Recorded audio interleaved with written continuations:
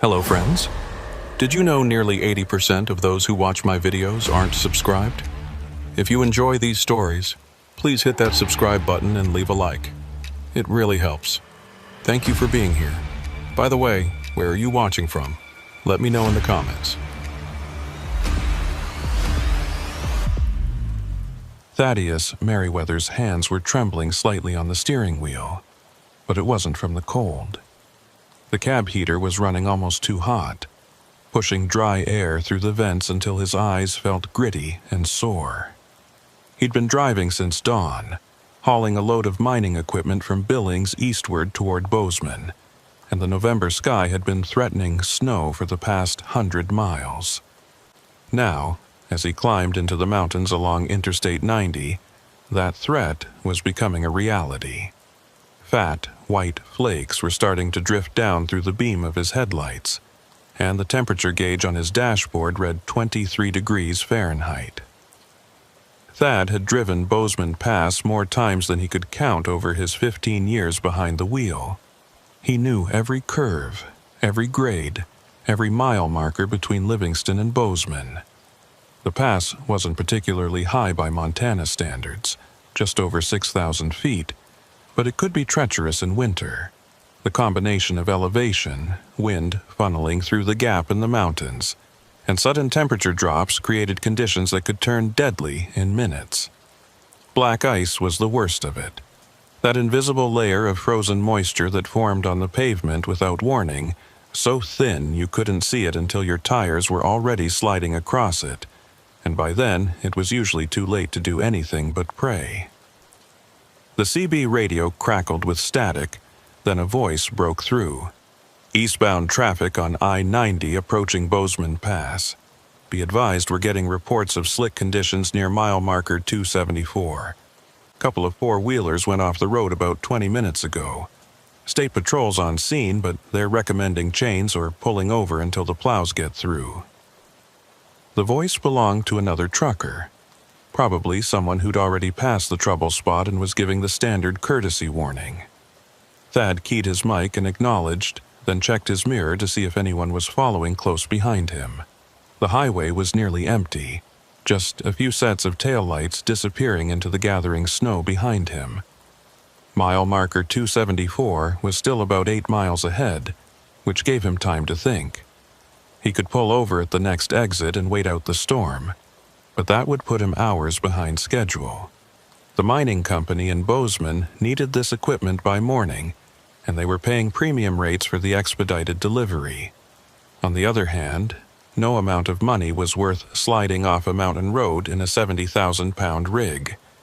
Thad had seen too many wrecks over the years, too many trucks crumpled at the bottom of ravines to take winter driving lightly. He eased off the accelerator slightly, bringing his speed down from 60 to 50, then to 45. The engine downshifted with a low growl, and he felt the Jake brake kick in to help control his speed on the grade. The snow was falling harder now, building up on his windshield faster than the wipers could clear it. Visibility was dropping quickly, the world beyond his headlights reduced to a swirling white void. Thad turned up the defroster and leaned forward, squinting through the glass at the road ahead. The pavement looked wet, but not icy, the tires still gripping normally as he navigated the gentle curves. Maybe the reports were exaggerated, he thought. Maybe the worst of it was behind him, and he'd make it through without incident. But even as the thought formed, he felt something change. The truck's handling subtly shifted, the steering becoming just a fraction lighter, the wheels responding to his inputs with a delayed, floating sensation that made his stomach clench. Black ice. He was on it now, that deadly invisible film that turned asphalt into glass. Thad's training took over immediately. He kept his movements smooth and minimal, no sudden corrections, no heavy braking. The truck drifted slightly toward the center line and he turned the wheel gently to compensate, feeling the tires slip and catch, slip and catch. His heart was hammering, but his breathing stayed controlled. This was manageable. He'd driven through worse. The key was to stay calm, maintain momentum, and ride it out until he reached a section of road with better traction. Then he saw the lights. Red and blue strobes cutting through the snow ahead, the unmistakable pattern of emergency vehicles. Thad's first thought was relief. The state patrol was already on scene, probably directing traffic around whatever accident had occurred. But as he got closer, something about the scene didn't look right. The emergency lights were positioned strangely, some on the right shoulder, others in the median, and one set appeared to be in the middle of the eastbound lanes. He couldn't see any vehicles except for what looked like a single patrol car, and there were no flares or warning triangles set out, no trooper directing traffic. The CB crackled again, but this time the voice was different, distorted, barely audible through waves of static. Eastbound, mile 274, watch for crossing lanes. The transmission broke up completely, leaving only white noise. Thad frowned and reached for the microphone. "Say again, I didn't copy. You're breaking up pretty bad." No response. He tried again, but the CB had gone completely silent except for a low hum that seemed to pulse in rhythm with his heartbeat. He smacked the side of the radio with his palm, a gesture that never actually fixed anything but made him feel like he was doing something. The hum continued, unchanged. He was almost at the emergency lights now, close enough to see that they were indeed from a state patrol vehicle. A white Ford Explorer with Montana State Patrol markings. But the vehicle looked wrong somehow. It was positioned at an odd angle across the shoulder and part of the right lane, and as his headlights swept over it, Thad could see that the driver's side was completely caved in, the door crumpled like aluminum foil. The windows were shattered, glittering fragments of safety glass scattered across the pavement. But there was no trooper visible, no ambulance, no tow truck, just the wrecked patrol car sitting there in the falling snow with its lights still flashing. Thad's foot moved toward the brake, then stopped. Touching the brakes on black ice could send him into a spin, and the last thing he needed was to add his rig to whatever disaster had already happened here. He let the truck slow naturally, using the engine compression to reduce his speed as he tried to process what he was seeing. The patrol car looked like it had been hit hard, T-boned by something large and heavy, but there was no other vehicle visible, no debris field, nothing to indicate what had struck it, just the wreck itself, sitting alone in the snow. As he crept past the patrol car, Thad's headlights illuminated something else. Tracks in the snow, fresh ones, cutting diagonally across both eastbound lanes from the median to the right shoulder. They weren't tire tracks, not exactly. They were more like grooves, two parallel lines about 6 feet apart, as if something heavy had been dragged or had slid across the highway. But the pattern didn't make sense. The grooves were too uniform, too straight, and they crossed the patrol car's position without deviation, as if whatever made them had simply passed through the vehicle rather than colliding with it. The CB suddenly erupted with sound, making Thad jump. But it wasn't a voice. It was a tone. A single sustained note, high and piercing, that made his teeth ache. He reached for the volume knob to turn it down, but before his fingers touched it, the tone cut off and was replaced by that same distorted voice he'd heard earlier. Mile marker 274, November 8th, 11:47 p.m., eastbound collision, multiple vehicles, black ice conditions. The voice was reading what sounded like an accident report, but the date was wrong.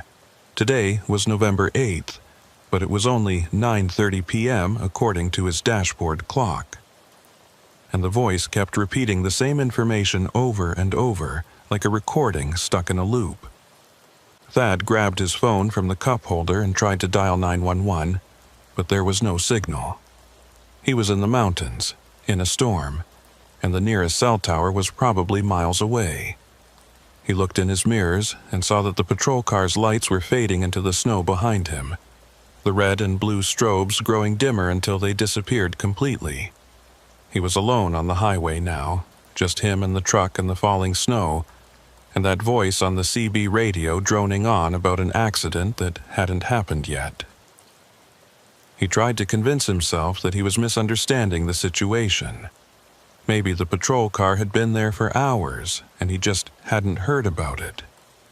Maybe the CB transmission was coming from somewhere else, bouncing off the mountains in a way that made it sound distorted and strange.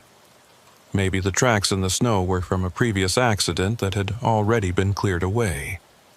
There were logical explanations for everything if he just thought it through. But the feeling in his gut told him otherwise. Something was wrong here. Wrong in a way that went beyond bad weather and icy roads. The truck was still sliding more than rolling now, the black ice creating a frictionless surface that made steering almost useless.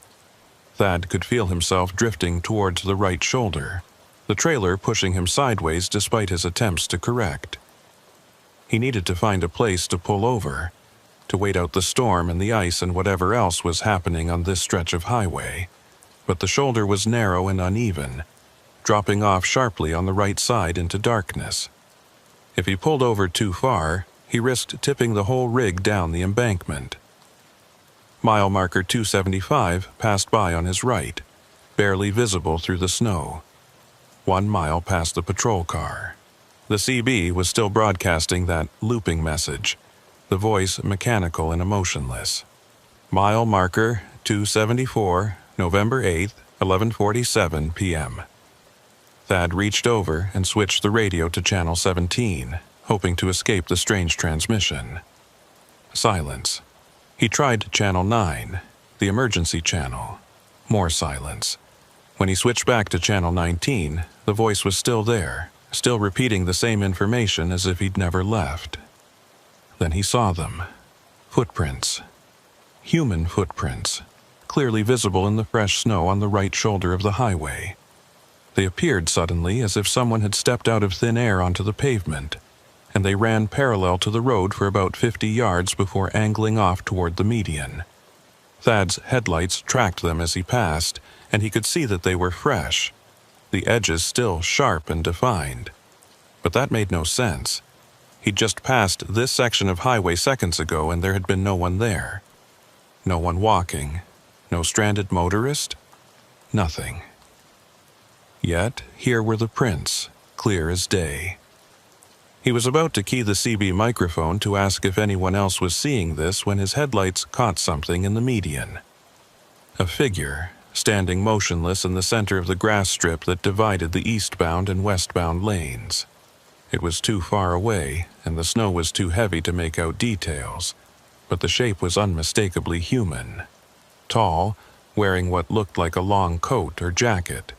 Just standing there, facing the highway, not moving.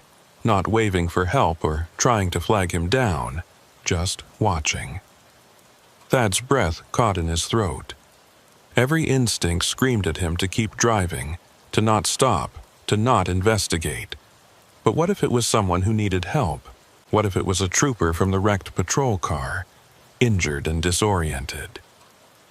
He eased off the accelerator even more, bringing the truck down to a crawl. The figure didn't move. Didn't react to his approach at all. And as he got closer, Thad realized something that made his blood run cold. The figure wasn't standing on the snow. It was standing in the snow, as if it had been there long enough to sink down several inches. But the snow had only started falling heavily in the last 20 minutes. The CB crackled. "Do not stop!" A different voice this time, clear and urgent.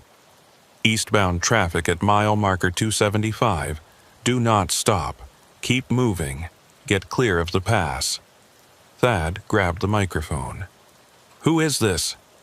What's going on up here?" No answer, just static. He tried it again. "This is eastbound Merriweather hauling mining equipment. I need to know what's happening. There's someone standing in the median and I think they might need help." The static continued for a long moment. Then the voice came back, fainter this time. "Not someone.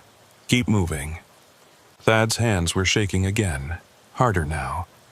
He pressed the accelerator and felt the truck lurch forward on the ice, the tires spinning for a second before finding purchase.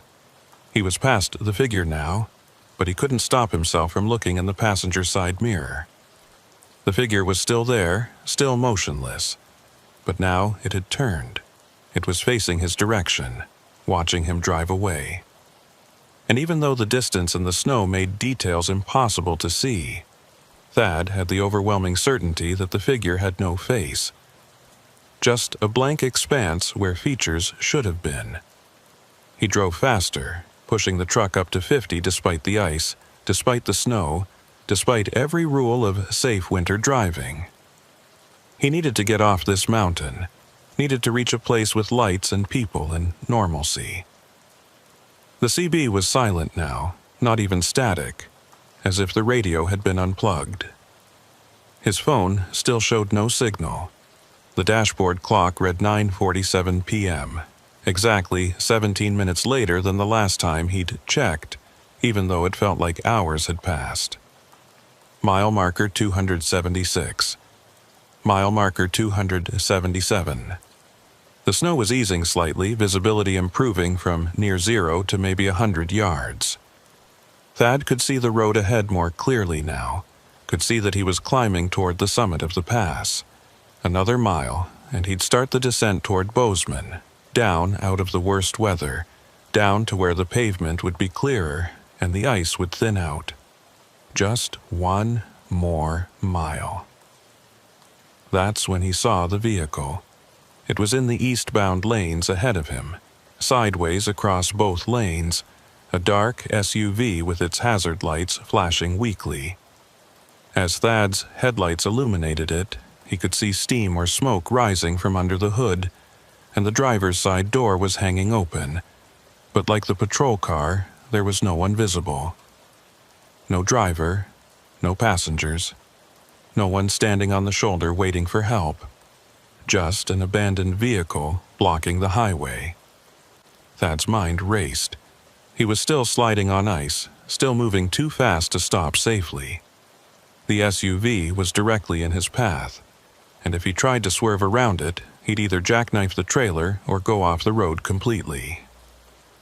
He had maybe 3 seconds to make a decision. His foot moved to the brake, touching it lightly, feeling the anti-lock system pulse under his boot. The truck shuddered, slowing but not stopping, and he turned the wheel carefully to the left, aiming for the narrow gap between the SUV and the median.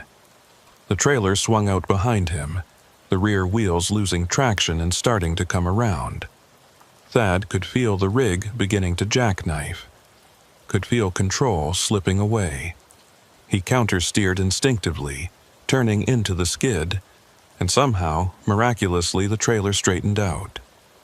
He shot past the SUV with maybe 6 inches to spare on the left side, close enough to see through the open driver's door, close enough to see that the interior was empty, except for a cell phone lying on the center console, its screen still glowing. Then he was past it, the SUV shrinking in his mirrors, and he was still upright, still moving, still on the road. The descent began, the grade tilting downward, and Thad could feel the truck wanting to accelerate. He kept his foot off the brake and used the jake brake and transmission to control his speed, letting gravity and friction do their work. The snow was definitely lighter now, the wind less intense. He was going to make it. He was going to get down off this mountain and into Bozeman, and he was never going to drive Bozeman Pass at night in winter again, as long as he lived. Mile marker 278 appeared on his right, then 279. The ice was breaking up, patches of wet pavement appearing between the frozen sections. Thad's grip on the steering wheel loosened slightly, his breathing coming easier. Whatever he'd experienced up there near the summit, whatever strange things he'd seen, they were behind him now. He'd made it through. But even as relief flooded through him, a part of his mind was cataloging the impossibilities. The wrecked patrol car with no accident scene, the footprints that appeared from nowhere. The figure in the median, the SUV blocking the road. and that voice on the CB reporting an accident at 11:47 p.m. on November 8th, more than 2 hours before it could possibly happen. The CB suddenly came to life again, clear as a bell, as if the strange interference had never existed. Eastbound traffic descending from Bozeman Pass, how's the road treating you? It was a different voice, friendly and casual, the standard trucker small talk. Thad keyed the mic, surprised at how steady his voice sounded. This is eastbound Merriweather. Roads are getting better past mile marker 280. Still some ice up near the summit, though. You might want to chain up if you're heading west. There was a pause. Then the other driver responded. Roger that. Haven't heard any accident reports tonight, so that's good news. Drive safe out there. No accident reports. Thad thought about the patrol car, about the SUV, about everything he'd seen. He almost asked the other driver if he'd passed any wrecks or emergency vehicles, but something stopped him.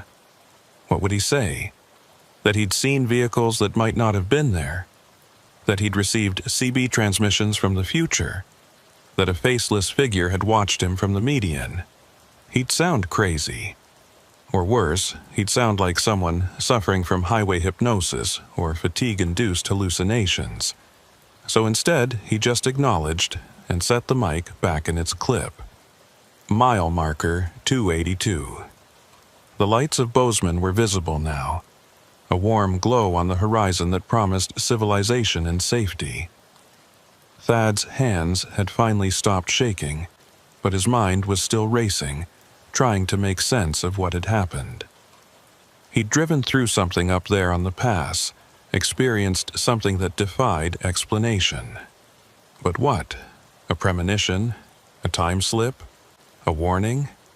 Or just the product of stress and bad weather and a tired mind playing tricks? He'd never know for certain, but as he guided his truck down toward the valley floor, toward the delivery depot and a hot meal and a warm bed, Thaddeus Merriweather made himself a promise. Tomorrow, he'd check the news reports, listen to the police scanner, maybe even call the state patrol dispatch and ask if there had been any accidents on Bozeman Pass on November 8th. And if he found that there had been a wreck at mile marker 274 at 11:47 p.m., if he learned that a state patrol vehicle had been struck and damaged at exactly that time and place, then he'd know. He'd know that what he'd experienced wasn't a hallucination or a dream. He'd know that somehow, impossibly, he'd been given a glimpse of something that hadn't happened yet. A warning on the ice. The delivery depot in Bozeman was quiet when Thad pulled in just after 11 p.m.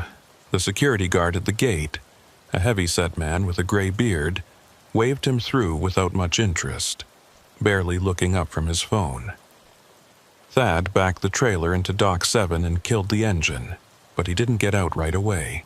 He sat there in the darkness of the cab, listening to the engine tick as it cooled, watching the snow continue to fall in the yellow pools of the parking lot lights. His hands had stopped shaking an hour ago, but the memory of what he'd seen on the pass was still vivid, still refusing to fade into the comfortable blur of road fatigue. He finally climbed down from the cab and walked into the depot office to complete the paperwork. The night manager, a thin woman in her 40s with her hair pulled back in a tight bun, processed his delivery receipt with efficient indifference. "Equipment's not needed until morning anyway," she said, stamping the forms. "You can park in the lot overnight if you want. There's a diner 2 blocks east that's open 24 hours. Thad thanked her and asked if she'd heard anything about accidents on the pass tonight. She shook her head. Been quiet. Storm kept most of the traffic off the roads. You have any trouble coming over? He hesitated, then just said the ice was bad near the summit and left it at that. The diner was called the Grizzly Peak, and it looked exactly like every other truck stop restaurant Thad had ever been in. Vinyl booths, laminate tables, fluorescent lights that made everyone look slightly ill, and the smell of coffee and fryer grease hanging in the air. There were only 3 other customers at this hour, all of them sitting alone at separate booths, staring at their phones or into their coffee cups. Thad took a seat at the counter and ordered eggs, hash browns, and black coffee from a waitress whose name tag read Tansy. She was maybe 60, with dyed red hair and the practiced smile of someone who'd been working the night shift for decades. "Just come over the pass?" Tansy asked as she poured his coffee. Thad nodded. "Road's pretty bad up there?" He wrapped his hands around the warm mug and considered his answer. "Ice was pretty bad around mile marker 274. Saw some emergency vehicles. Looked like there might have been an accident earlier." Tansy's expression didn't change. "That's a bad stretch in winter. Lost a lot of people up there over the years. Ice forms up so fast sometimes drivers don't even know they're on it until they're sliding." She moved away to put his order in, and Thad pulled out his phone. Still no missed calls from the dispatcher, no messages, nothing unusual. He opened a browser and searched for Bozeman Pass accident November 8th, but the results showed nothing recent. Just old news articles about previous wrecks, weather advisories, and road condition reports. The food arrived and Thad ate mechanically, not really tasting it, his mind still trying to process what he'd experienced. The wrecked patrol car had been real. He was certain of that. He'd seen the damaged door, the shattered windows, the emergency lights still flashing. But if there had been an accident serious enough to crush a state patrol vehicle like that, where were the other emergency responders? Where was the ambulance, the fire truck, the tow trucks? Where was the trooper who'd been driving? And what about those tracks in the snow, those parallel grooves that seemed to pass right through where the patrol car sat? What could have made marks like that? He was chasing these thoughts in circles when Tansy came back to refill his coffee. "You look like you saw a ghost up there on the pass," she said. And though her tone was light, her eyes were serious. Thad met her gaze and saw something there, a flicker of knowing, as if she'd heard this kind of story before. "Just tired," he said. "Long day." She nodded slowly. "My husband used to drive truck. Ran the Billings-Bozeman route for 30 years. He told me once that the pass gets strange sometimes, especially in winter. Said there are nights when things don't quite line up right, when you see things that maybe already happened or maybe haven't happened yet." He stopped driving it at night after a while. Wouldn't say why exactly, just that it wasn't worth it. Before Thad could respond, the door to the diner opened and a state trooper walked in, stomping snow off his boots. He was young, maybe early 30s, with close-cropped dark hair and the kind of weathered face that came from spending too much time outdoors in harsh conditions. His name tag read Haraway. Tansy greeted him by first name and poured him coffee without asking. Lucian Haraway took a seat 2 stools down from Thad and wrapped his hands around the mug exactly the way Thad had done. "Hell of a night," he said to no one in particular. "Been running calls since 6, multiple slide-offs, couple of jackknifes, 1 fatality out past Livingston." Thad's pulse quickened. "Anything up on the pass? Around mile marker 274? Haraway turned to look at him, his cop eyes automatically cataloging and assessing. "Not that I heard. Why, you see something up there?" Thad chose his words carefully. "Thought I saw emergency lights. Looked like maybe a patrol car had been in an accident. But when I got closer, there was nobody around." Haraway's expression shifted, became more guarded. "What time was this?" Thad checked his phone. "About 9:30, maybe 9:45. The trooper was quiet for a moment, then shook his head. "We didn't have any units in that area tonight. Budget cuts. We're spread pretty thin. Closest car to the pass would have been me, and I've been down in the valley all evening." Something about the way Haraway said it felt off to Thad, like the trooper was being carefully truthful but not completely forthcoming. The vehicle I saw had Montana State Patrol markings, Thad pressed. White Ford Explorer looked like it had been T-boned on the driver's side. Lights were still flashing, but no one was there. Haraway's jaw tightened. He glanced at Tansy, and Thad saw her give a small shake of her head, a gesture so subtle he almost missed it. "Like I said," Haraway repeated, "we didn't have any units up there tonight. Maybe you saw an old wreck that hadn't been cleared yet, or maybe the weather was playing tricks. Happens sometimes in heavy snow." Thad knew he was being dismissed, knew that the trooper wasn't going to give him anything more. But the look that had passed between Haraway and Tansy told him they both knew something they weren't saying. He decided to push a little harder. "What about the CB radio? I was monitoring Channel 19 and I heard someone giving an accident report for mile marker 274. Said the time was 11:47 p.m., but that was impossible because it was only 9:30 when I heard it." Now, Haraway's expression changed completely. The professional cop mask slipped, and for just a second, Thad saw something else underneath, something that looked like fear. "You heard that transmission?" the trooper asked quietly. Thad nodded, clear as day, kept repeating the same information over and over. Mile marker 274, November 8th, 11:47 p.m., multiple vehicle accident, black ice conditions. The diner had gone very quiet. Even the other customers seemed to be listening now, though they weren't looking directly at the conversation. Tansy had stopped moving, standing frozen with the coffee pot in her hand. Haraway stared at Thad for a long moment, then seemed to come to some kind of decision. "How long you planning to be in town?" he asked. "I've got some things I need to check on, and I might need to talk to you again tomorrow."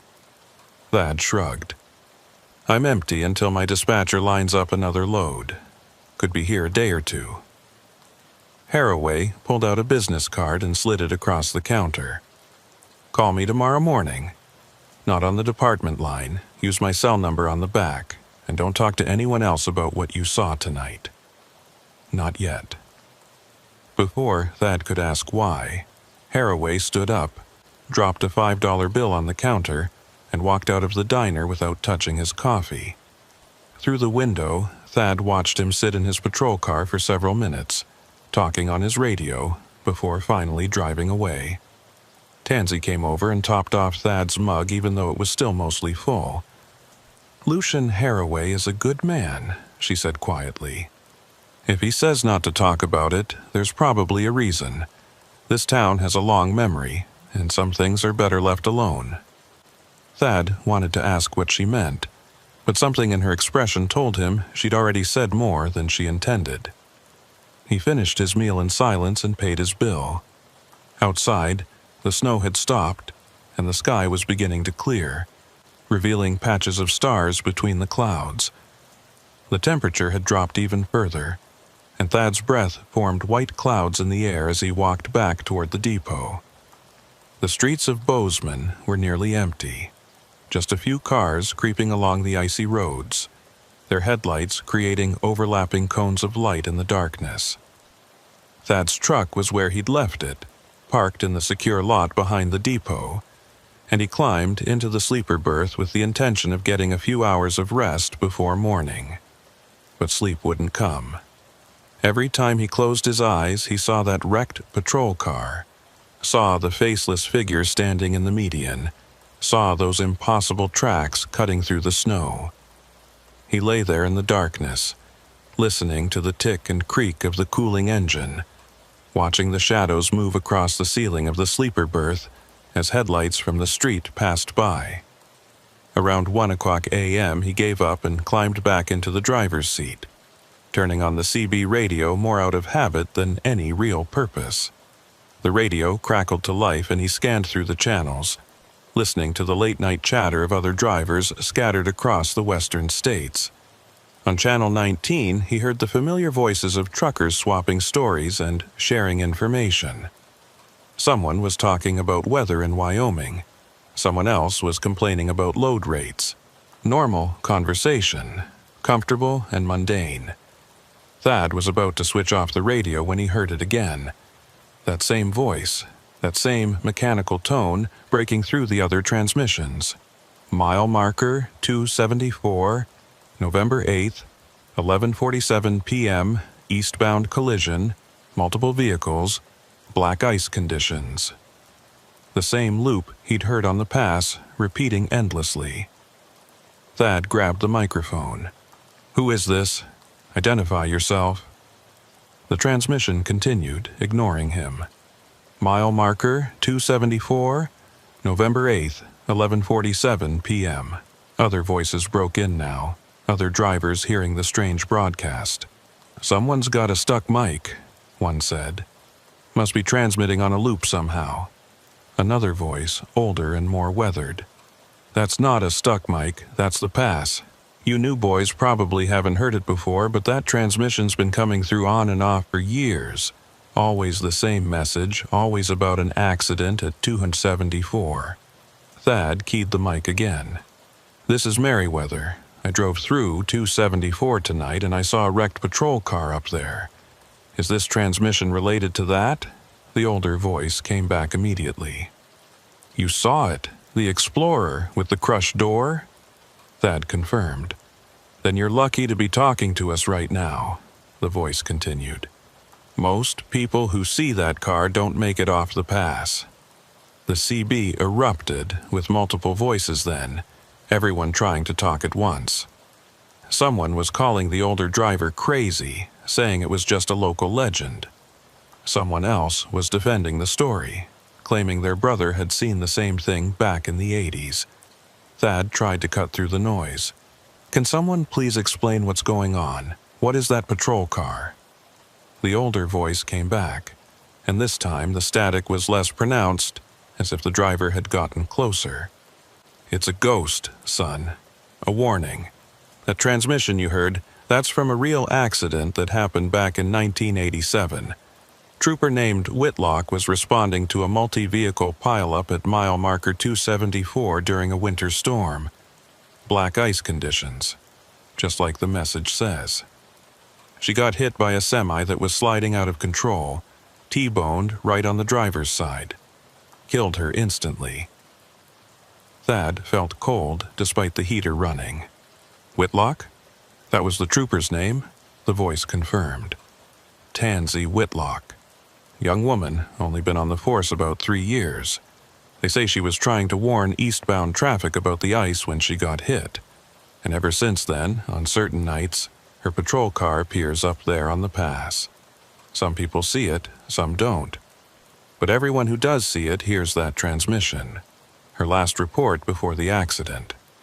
And the thing is, it's always dated for the future.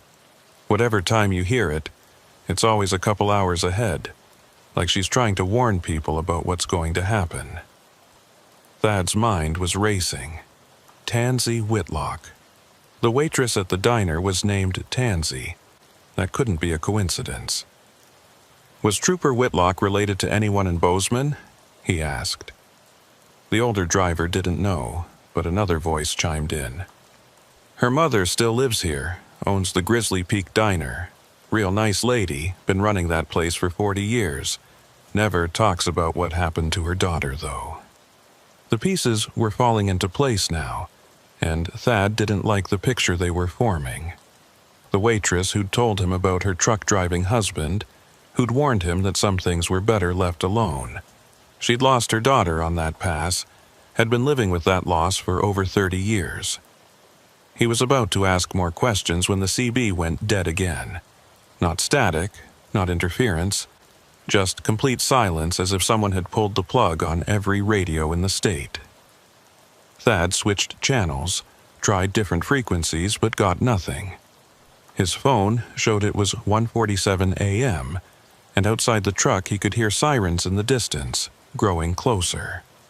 Multiple vehicles by the sound of it, all heading in the same direction. He climbed out of the cab and walked to the edge of the parking lot where he could see the street. Fire trucks and ambulances were racing past, their lights painting the snow red and white as they headed west toward the interstate, toward Bozeman Pass, toward mile marker 274, and according to his phone, it was exactly 2 hours before 11:47 p.m. would arrive. Thad pulled out the business card Haraway had given him and dialed the cell number on the back. The trooper answered on the second ring, sounding wide awake despite the hour. "Haraway." Thad didn't bother with preliminaries. "There's an accident happening right now on the pass, isn't there? At mile marker 274. There was a long silence, then Haraway sighed. "How did you know?" Thad explained about the CB transmission, about what the other drivers had told him, about the pattern. Every time someone sees that patrol car and hears that transmission, does an accident actually happen 2 hours later? "Not every time," Haraway said quietly, "but often enough that we take it seriously. I got the call about 20 minutes ago. Semi jackknifed on the ice at 274, took out 2 passenger vehicles and another truck. 3 fatalities so far, maybe more. We're still working the scene." Thad's legs felt weak. "I drove through that exact spot tonight. If I'd been 2 hours later..." He didn't finish the sentence. Haraway finished it for him. "You would have been right in the middle of it. Whatever you saw up there tonight, whatever you heard on that radio, it saved your life. Trooper Whitlock is still trying to do her job, still trying to warn people, even 37 years after she died doing it." Thad thought about the faceless figure he'd seen in the median, the way it had turned to watch him drive past. Had that been Tansy Whitlock? Was she still up there on the pass, still standing guard, still trying to prevent the kind of tragedy that had taken her life? "What about the SUV I saw blocking the road?" he asked. "Was that part of the warning too?" Haraway was quiet for a moment. "I don't know. The reports from 87 mentioned a Ford Bronco that was involved in the pileup, blocking the eastbound lanes. Could be that's what you saw. Could be the whole scene plays out the same way every time, like a recording. Or could be she's showing you what's going to happen, trying to get you to understand the danger." They talked for a few more minutes, Haraway explaining that he'd need a formal statement in the morning, that there would be questions about what Thad had seen and heard. But it was clear the trooper already believed him, already knew the story because he'd probably heard it before from other drivers. When they hung up, Thad walked back to his truck and climbed into the sleeper berth. This time he didn't try to sleep. He just lay there in the darkness, thinking about a young state trooper named Tansy Whitlock, who'd died trying to warn people about black ice and who apparently hadn't let death stop her from continuing that mission. At exactly 11:47 p.m., or rather 11:47 a.m. on the clock now, since it had rolled past midnight, Thad turned on the CB radio one more time. The transmission came through immediately, clear and strong. "Mile marker 274, November 8th, 11:47 p.m., eastbound collision, multiple vehicles, black ice conditions." But this time, after the standard loop, there was something else. A woman's voice, young and clear, speaking directly through the static. "Drive safe out there. The roads can turn on you in a heartbeat. Watch for ice." Then silence. Thad grabbed the microphone. "Trooper Whitlock, is that you?" No response. Just the normal chatter of the CB resuming. Drivers talking about routes and weather and all the mundane details of life on the road. But Thad knew what he'd heard. Knew that somewhere on Bozeman Pass, in the snow and the darkness and the cold, Tansy Whitlock was still on duty, still protecting travelers, still doing her job the only way she could. And he knew that her mother, serving coffee and eggs in a diner 2 blocks away, carried the weight of that knowledge every day, unable to talk about it, unable to explain that her daughter had never really left. As dawn began to break over the mountains, painting the snow pink and gold, Thad made a decision. When his dispatcher called with the next load, he'd turn it down if it meant driving Bozeman Pass. He'd find other routes, other jobs, other ways to make a living. Not because he was afraid, though he was, but because some roads demanded a price for passage that he wasn't willing to pay. And because he now understood that the warnings he'd received weren't just about physical danger. They were about something deeper, something that lingered in the places where tragedy had occurred, something that couldn't rest until its work was done. The sun rose fully, burning off the last of the clouds, and Bozeman came to life around him. But Thad knew he'd never see this town or this highway the same way again. Thad spent the next morning at the State Patrol office giving his statement to Lucian Haraway. The trooper's office was a small room in the back of the building, walls covered with maps and incident reports, a coffee maker gurgling in the corner that looked like it hadn't been cleaned in months. Haraway took notes by hand, old school, filling out forms in careful block letters while Thad recounted everything he'd seen on the pass the night before. The wrecked Explorer, the tracks in the snow, the figure in the median, the CB transmission. Haraway listened without interruption, his expression neutral, giving nothing away. When Thad finished, Haraway set down his pen and leaned back in his chair. "I need to show you something," he said. He opened a file cabinet and pulled out a thick folder, the kind that gets added to over years, pages yellow with age mixed with newer printouts.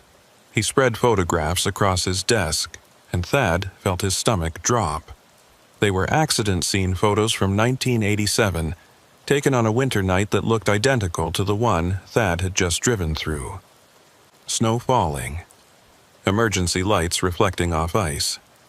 And there, in the center of several shots, was the white Ford Explorer with the crushed driver's side door, exactly as Thad had seen it.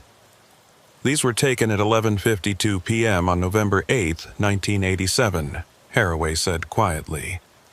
5 minutes after Trooper Whitlock radioed in her position at mile marker 274. The semi that hit her was eastbound, driver lost control on black ice, couldn't stop. The vehicle spun sideways and T-boned her patrol car while she was parked on the shoulder with her lights on, trying to warn traffic. He pointed to another photo, this one showing parallel grooves in the snow crossing the eastbound lanes. These marks are from the semi's trailer. It was a flatbed hauling steel I-beams. When it jackknifed, the beams shifted and dragged across the pavement. That's what made those tracks you saw. Thad stared at the photographs, his mouth dry. Every detail matched. The position of the vehicle, the pattern of damage, even the way the emergency lights cast their glow across the snow. "How is this possible?" he asked. "How can something that happened 37 years ago just appear on that highway like it's happening again?" Haraway gathered the photos back into the folder. "I've asked myself that question for the 5 years I've been working this area. I've talked to other troopers, older guys who were here when it happened.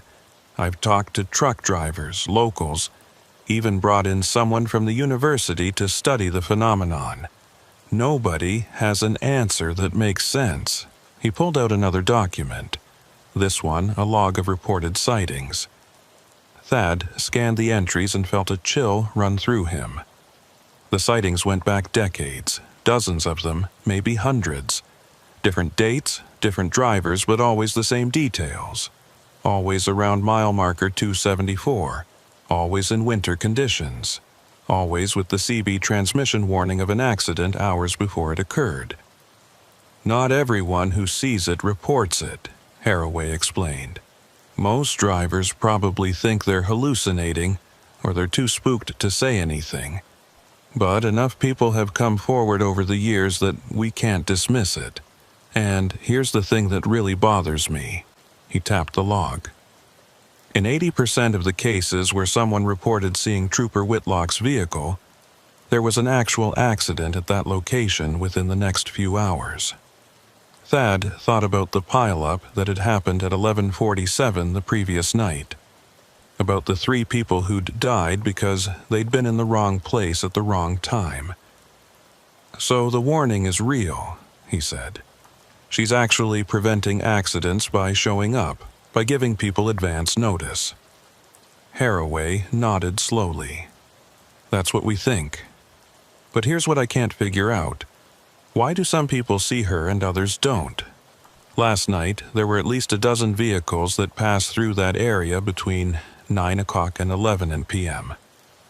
You're the only one who reported seeing anything unusual.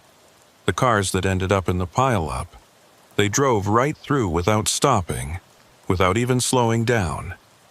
So why you? Why did she show herself to you? It was a question Thad had been asking himself since dawn. He had no answer. He wasn't special, wasn't particularly religious or spiritual, had never experienced anything paranormal before in his life. He was just a truck driver doing his job, same as thousands of others on the roads every night. Maybe it's random, he offered. Maybe she appears to everyone, but only some people actually see her. Haraway didn't look convinced. Or maybe there's a pattern we haven't figured out yet. A reason why certain people are chosen to receive the warning. He closed the folder and locked it back in the filing cabinet. I need you to do something for me. If you ever drive that route again, if you ever see anything unusual on Bozeman Pass, I want you to call me immediately. Day or night, doesn't matter. And I want you to keep a record of exactly what you see, what time you see it. Weather conditions, everything. Thad wanted to tell him that he'd never be driving Bozeman Pass again, that he'd decided to find other routes, but something stopped him. Some instinct told him that this wasn't over, that whatever had happened last night had connected him to that stretch of highway in a way he couldn't just walk away from. So instead he nodded and promised to call if anything came up. Haraway walked him out to the parking lot where Thad's rig sat waiting, the chrome catching the weak November sunlight. One more thing, the trooper said as they stood beside the truck. Tansy Whitlock, the woman who runs the diner, she knows what you saw last night. She's known about her daughter's presence on that highway for 37 years. If you want to understand what's happening, you should talk to her. The Grizzly Peak was busier during the lunch hour, the booths filled with construction workers and local business people taking their midday break. Thad found Tansy behind the counter, pouring coffee and chatting with customers as if she didn't have a care in the world. But when she saw him come in, something shifted in her expression. She gave him a small nod, barely perceptible, and gestured toward the back booth. Thad made his way through the crowded diner and slid into the seat. A few minutes later, Tansy appeared with a pot of coffee and 2 cups.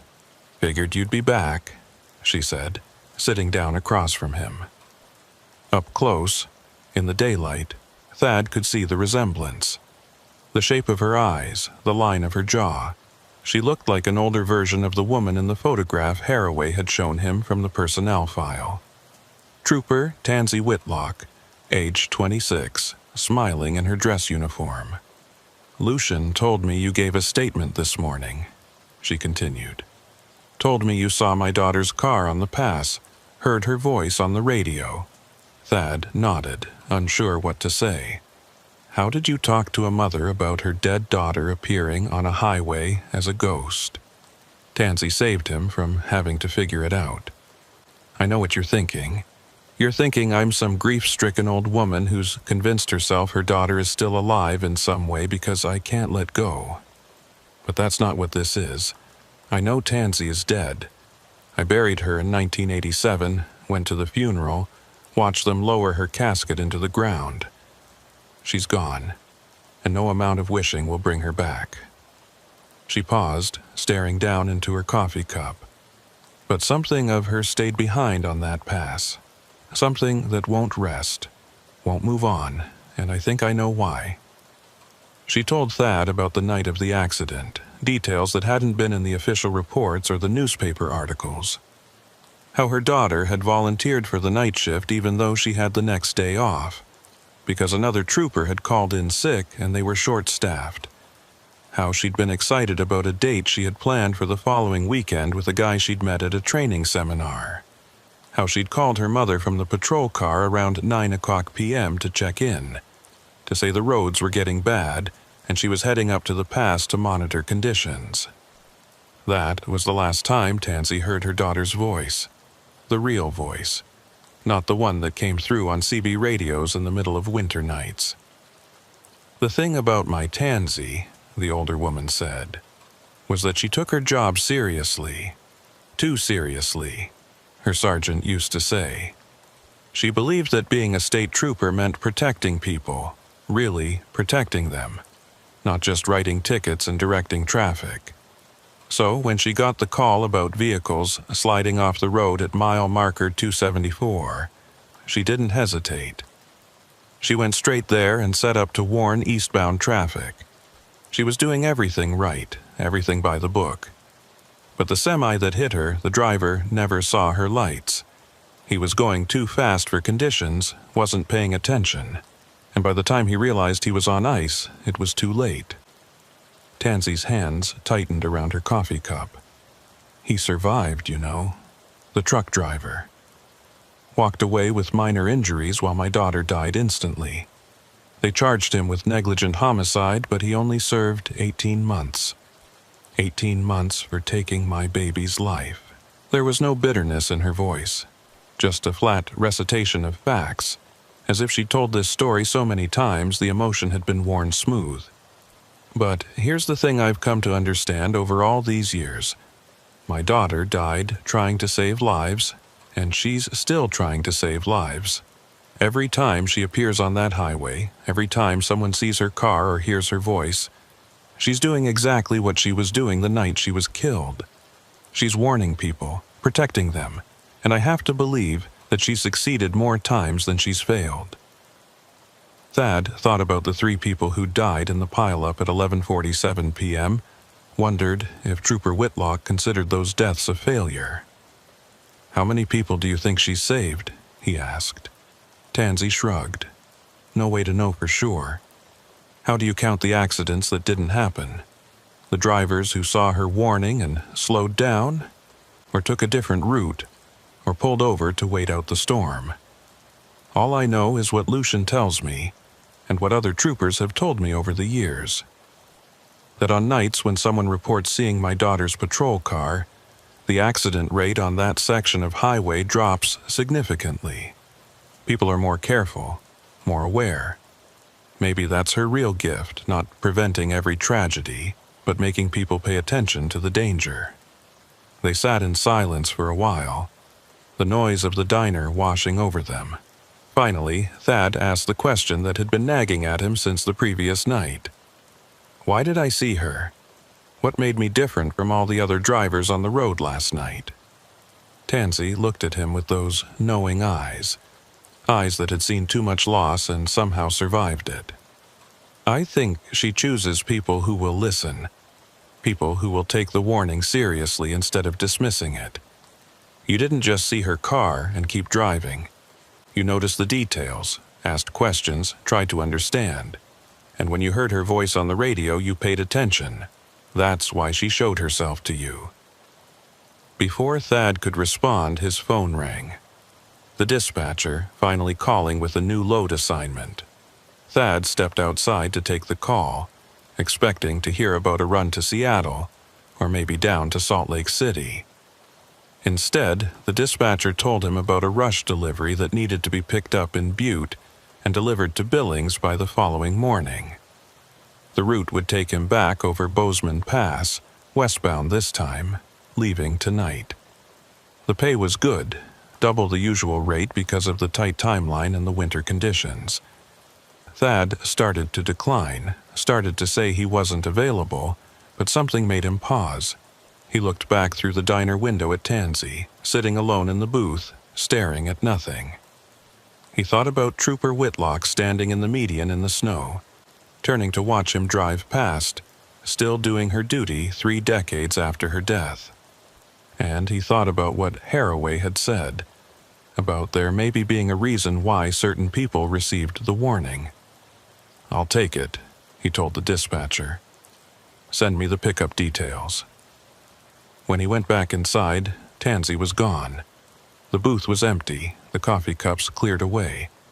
But there was a note left on the table, written in precise handwriting on the back of a diner receipt. "Be careful on the pass tonight. She'll be watching for you." Thad picked up the load in Butte just after 5 p.m. It was industrial machinery, heavy enough that he'd need to take the mountain grade slowly and carefully. The sun was already setting as he headed east on I-90, the sky turning deep purple and orange behind the peaks. Weather reports called for clear conditions overnight, temperatures dropping into the teens, roads dry.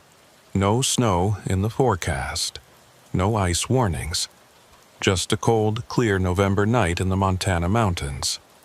Thad should have felt relieved, but instead he felt a growing sense of unease as he approached the pass. Mile marker 274 westbound was the mirror image of the eastbound side where Trooper Whitlock had died, separated by a median but sharing the same elevation and exposure to wind. If black ice formed on one side, it would form on the other. Thad checked his mirrors and saw only a few scattered vehicles behind him, their headlights small and distant. Traffic was light tonight. Most sensible people already home for the evening, not willing to risk mountain driving in the cold. He adjusted his grip on the steering wheel and settled in for the climb, trying to ignore the flutter of nerves in his stomach. The pass looked different at night, more imposing somehow, the mountains rising dark against the stars on either side. Thad's headlights carved a tunnel through the blackness, illuminating the white fog line and the reflective mile markers as they counted down. 280, 279, 278. The pavement was dry, his tires gripping normally, no sign of ice. The CB radio was quiet, except for occasional distant chatter from other drivers scattered across the state. Everything was normal. Everything was fine. And yet Thad couldn't shake the feeling that something was wrong, that something was waiting ahead in the darkness. At mile marker 276, he saw the first sign that his instincts were correct. Flares, the old-fashioned kind that burned with a red flame, were set out in a pattern across the westbound lanes, warning of something ahead. Thad slowed down, scanning the road for whatever hazard the flares were marking. But he couldn't see anything. No accident, no construction, no disabled vehicle. Just the empty highway and those burning flares casting their red glow across the pavement. He reached for the CB microphone. "Westbound on I-90 approaching mile marker 276. Anybody know what's with the flares? I'm not seeing any kind of incident here." No response. The CB remained silent. Thad crept forward, passing between the flares, expecting to see emergency vehicles or road workers at any moment. But there was nothing.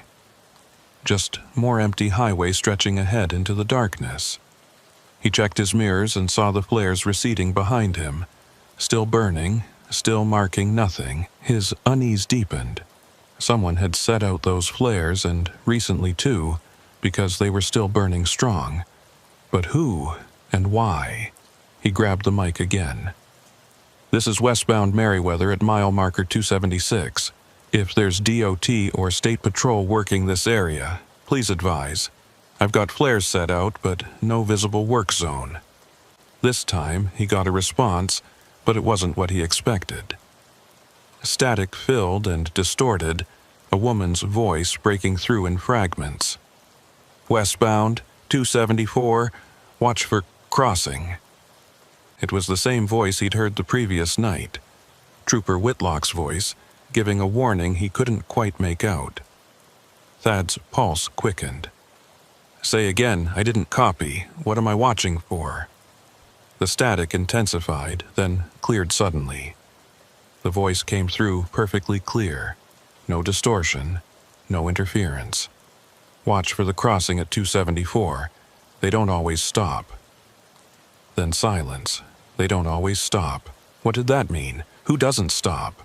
Thad's mind raced as he approached mile marker 274, his speed down to 35 miles per hour now, his eyes scanning the road ahead for whatever danger Trooper Whitlock was warning him about. The westbound lanes were empty, no traffic visible in either direction. The pavement was still dry. The temperature gauge on his dash read 18 degrees, cold enough for ice, but no moisture to freeze. Everything looked safe. Everything looked normal. And then he saw them. Headlights appearing suddenly in his lane, heading directly toward him. 2 vehicles, maybe 3, driving westbound in the eastbound lanes. No, that wasn't right. They were in his lanes, the westbound lanes, but they were going the wrong direction.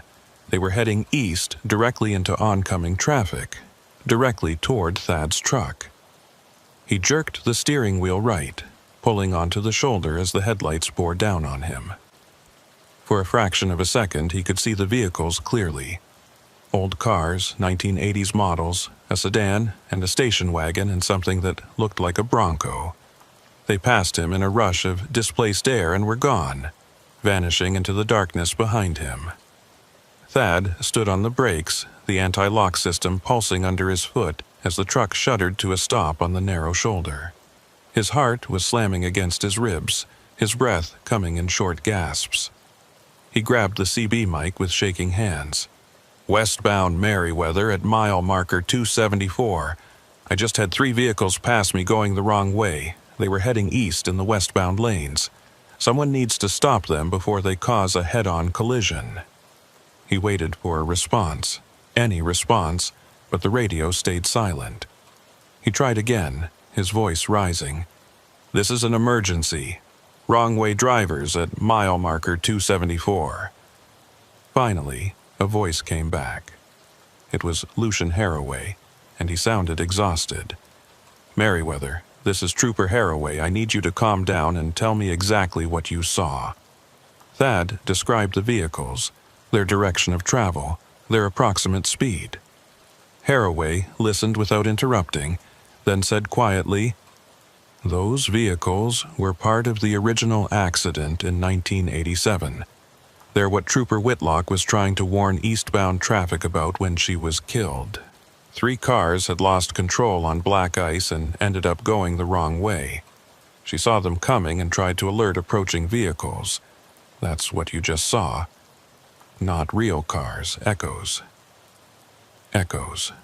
Thad looked in his mirrors but saw only darkness. The vehicles were gone, if they'd ever really been there at all. "I felt them pass me," he said. "I felt the wind from them." Haraway sighed. "I know. Other drivers have reported the same thing. It feels completely real, but if you check your dashcam footage, if you've got one running, you won't see anything. Just an empty highway and your truck swerving onto the shoulder for no apparent reason." Thad realized the trooper was right. His dashcam had been recording the whole time. He could review the footage and prove to himself what had really happened. But somehow he knew what he'd find. Nothing, just like Haraway said. "Why is this happening?" Thad asked. "Why am I seeing things from 1987? Haraway's answer was barely audible over the radio static.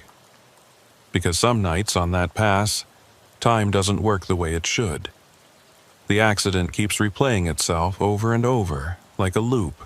Trooper Whitlock trying to save lives, the wrong-way vehicles, the whole tragedy. And sometimes people like you get caught in it, get shown what happened as a warning about what could happen. I don't understand it, nobody does, but I've learned to accept it." He paused. "Are you okay to keep driving? Because if you need to pull over and wait for daylight, I can arrange for another trooper to sit with you." Thad looked ahead at the dark highway stretching toward Billings. Behind him, mile marker 274 was already receding into the distance. Whatever he'd experienced, whatever he'd seen, it was over now. The road ahead looked normal. Felt normal. "I'm okay," he told Haraway. "I'll keep going." They ended the transmission and Thad pulled back onto the highway, accelerating slowly until he was up to cruising speed. The rest of the drive passed without incident, and he delivered his load to Billings just before dawn. But as he headed back empty toward Bozeman, as the sun rose over the mountains and burned away the night, Thaddeus Merriweather knew he would be returning to this highway again, would be driving this pass again. Because somehow, impossibly, he'd become part of the story that wouldn't end, connected to a trooper who died before he ever started driving truck, bound to a stretch of road where the past and present collided in ways that defied explanation. 3 weeks passed before Thad drove Bozeman Pass again. 3 weeks of hauling loads through Idaho, Wyoming, and the Dakotas, always finding reasons to take routes that avoided Interstate 90 through Montana. His dispatcher noticed and started asking questions, wondering why Thad was turning down profitable runs that would take him through his home state. Thad made excuses about wanting to see different country, about avoiding the winter weather in the mountains, but the truth was simpler and more complicated than that. He was afraid, not of the road itself, not of the ice or the snow or the steep grades. He was afraid of what he might see there, afraid of being pulled deeper into something he didn't understand. But avoidance only worked for so long in the trucking business. Eventually, the loads dried up on the routes he'd been running, and eventually his dispatcher called with an offer he couldn't refuse. A high-priority shipment of medical equipment from Spokane to Billings, premium pay, tight deadline. The most direct route was I-90 through Missoula and over Bozeman Pass. Thad tried to negotiate an alternate route, maybe south through Idaho and up through Wyoming, but the dispatcher was firm. The customer needed the equipment by morning, and the only way to make that happen was the direct shot across Montana. Thad sat in his truck outside a warehouse in Spokane, staring at his phone, knowing what his answer had to be, but not wanting to say it. Finally, he took the load. The drive across the Idaho Panhandle was uneventful, the highways clear and dry despite the December cold. Thad crossed into Montana just after sunset, the western sky still holding on to the last traces of daylight, deep purple fading to black. He stopped for fuel in Missoula and checked the weather reports. Clear skies overnight, temperatures in the low 20s, no precipitation forecast. The road conditions website showed green across the board for I-90, all chains removed, bare pavement reported. It should have been an easy run, a routine night's work, but Thad's hands were sweating as he climbed back into his cab and pointed the truck east toward Bozeman. Mile markers counted down as he climbed into the mountains.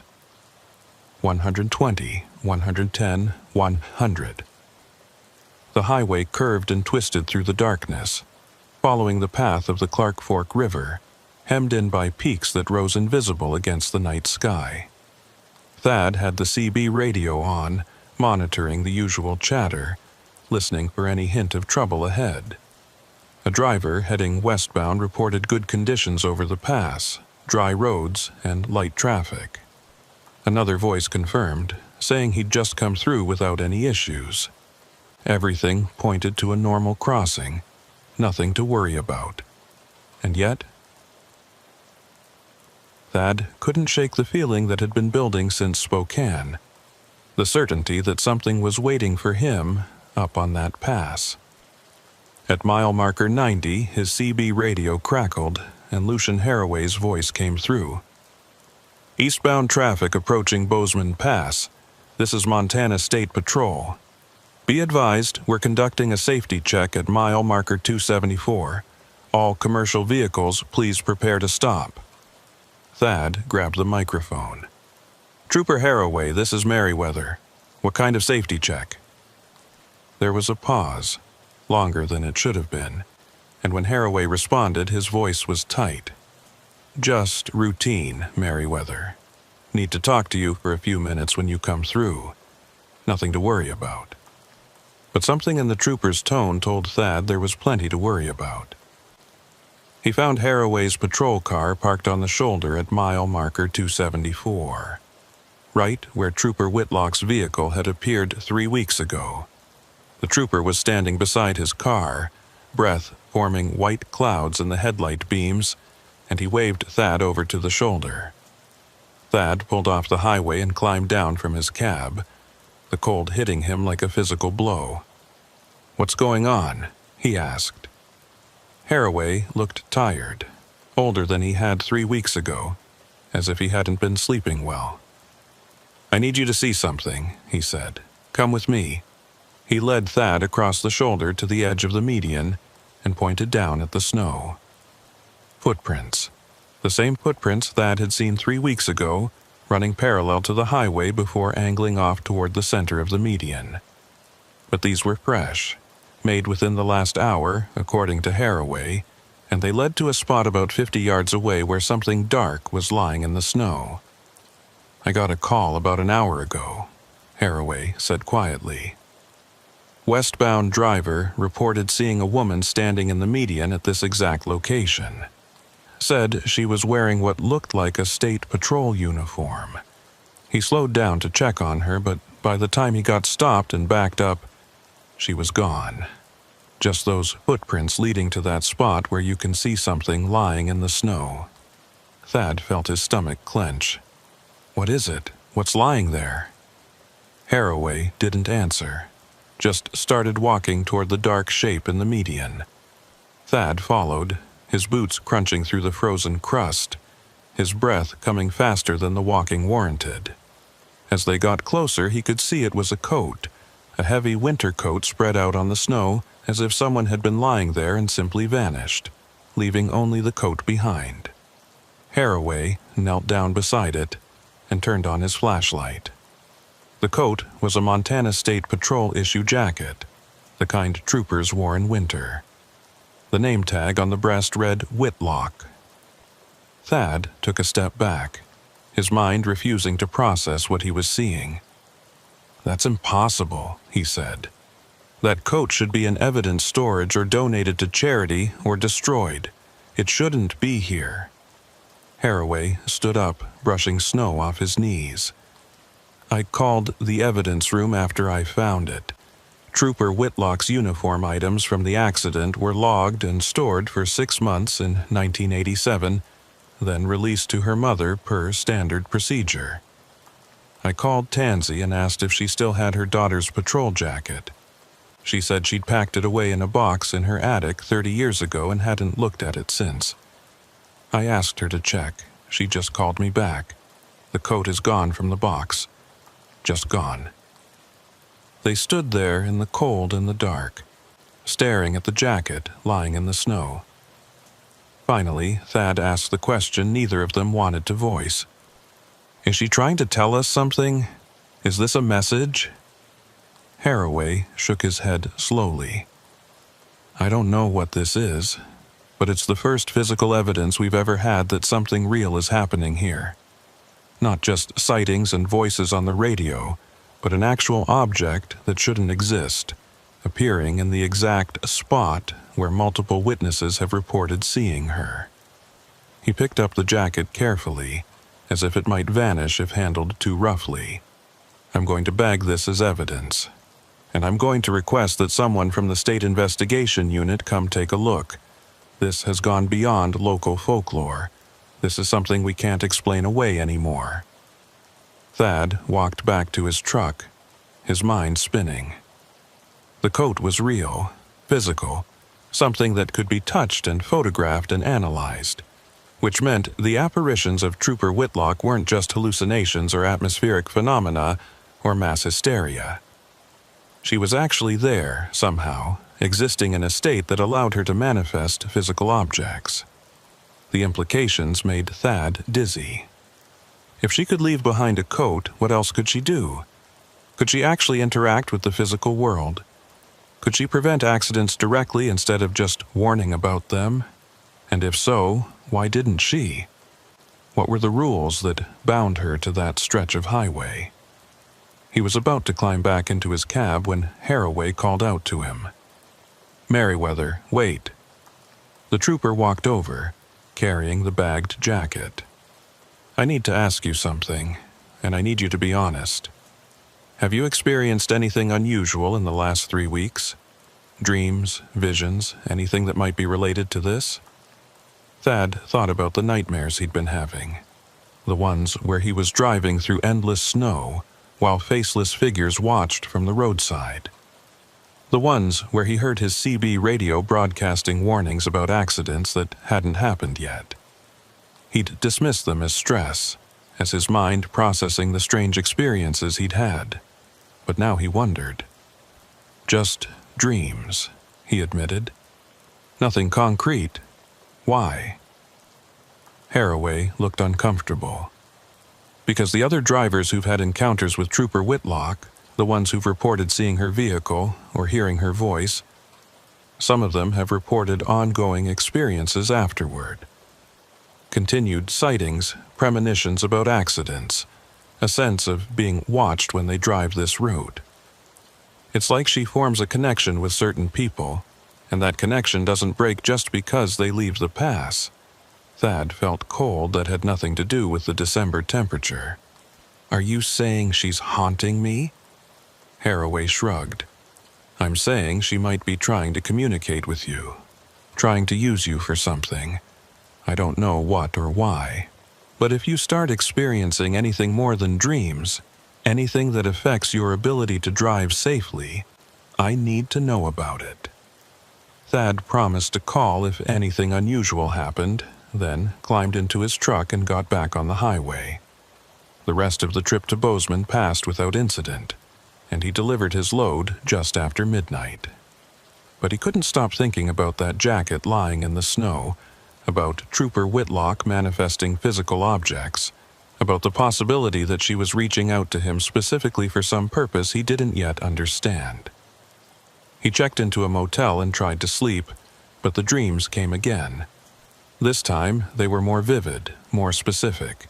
He dreamed he was driving the pass during a blizzard, visibility near zero, when he saw a figure standing in the middle of the highway waving frantically for him to stop.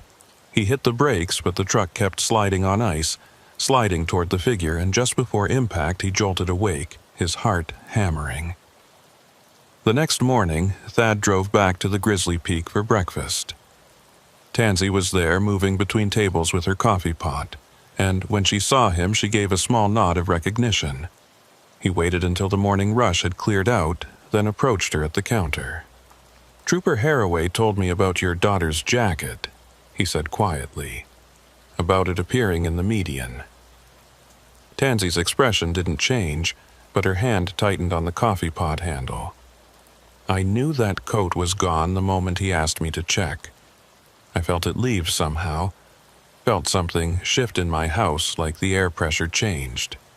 I went up to the attic and the box was still there, still taped shut, but the jacket was gone, like it had never existed."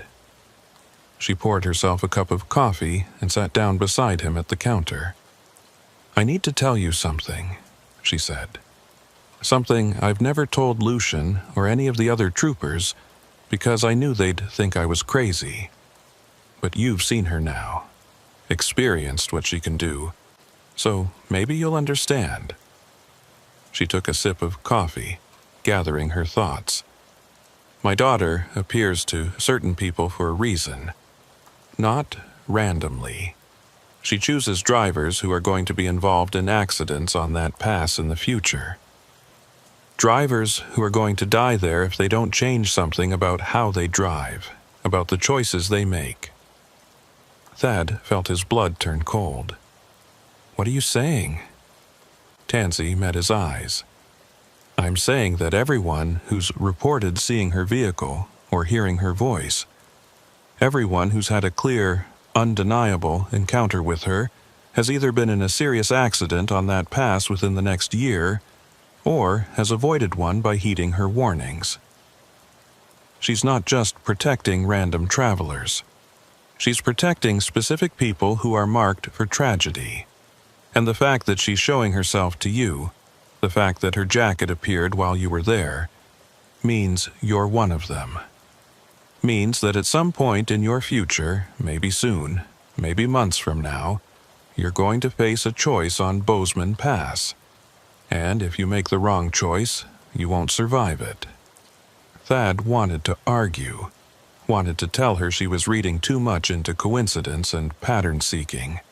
But he thought about the dreams, about the feeling of being watched, about that moment when he'd swerved to avoid the phantom vehicles and felt his truck start to jackknife. He thought about how close he'd come to losing control, how a few more degrees of drift, and he would have rolled the entire rig down the mountainside. "What am I supposed to do?" he asked. "How do I know what choice she's warning me about?" Tansy shook her head. "You won't know until the moment comes. All you can do is stay alert when you drive that pass. Trust your instincts, and if you see her again, if she appears or speaks to you, listen. Really listen, because she's trying to save your life." Over the next 2 months, Thad drove Bozeman Pass another 8 times, and each time he felt the weight of Tansy's words pressing down on him. He drove more carefully than he ever had, constantly scanning for ice, monitoring weather conditions obsessively, keeping his speed conservative even when the roads were clear. And each time he approached mile marker 274, he felt his pulse quicken, felt that sense of anticipation and dread.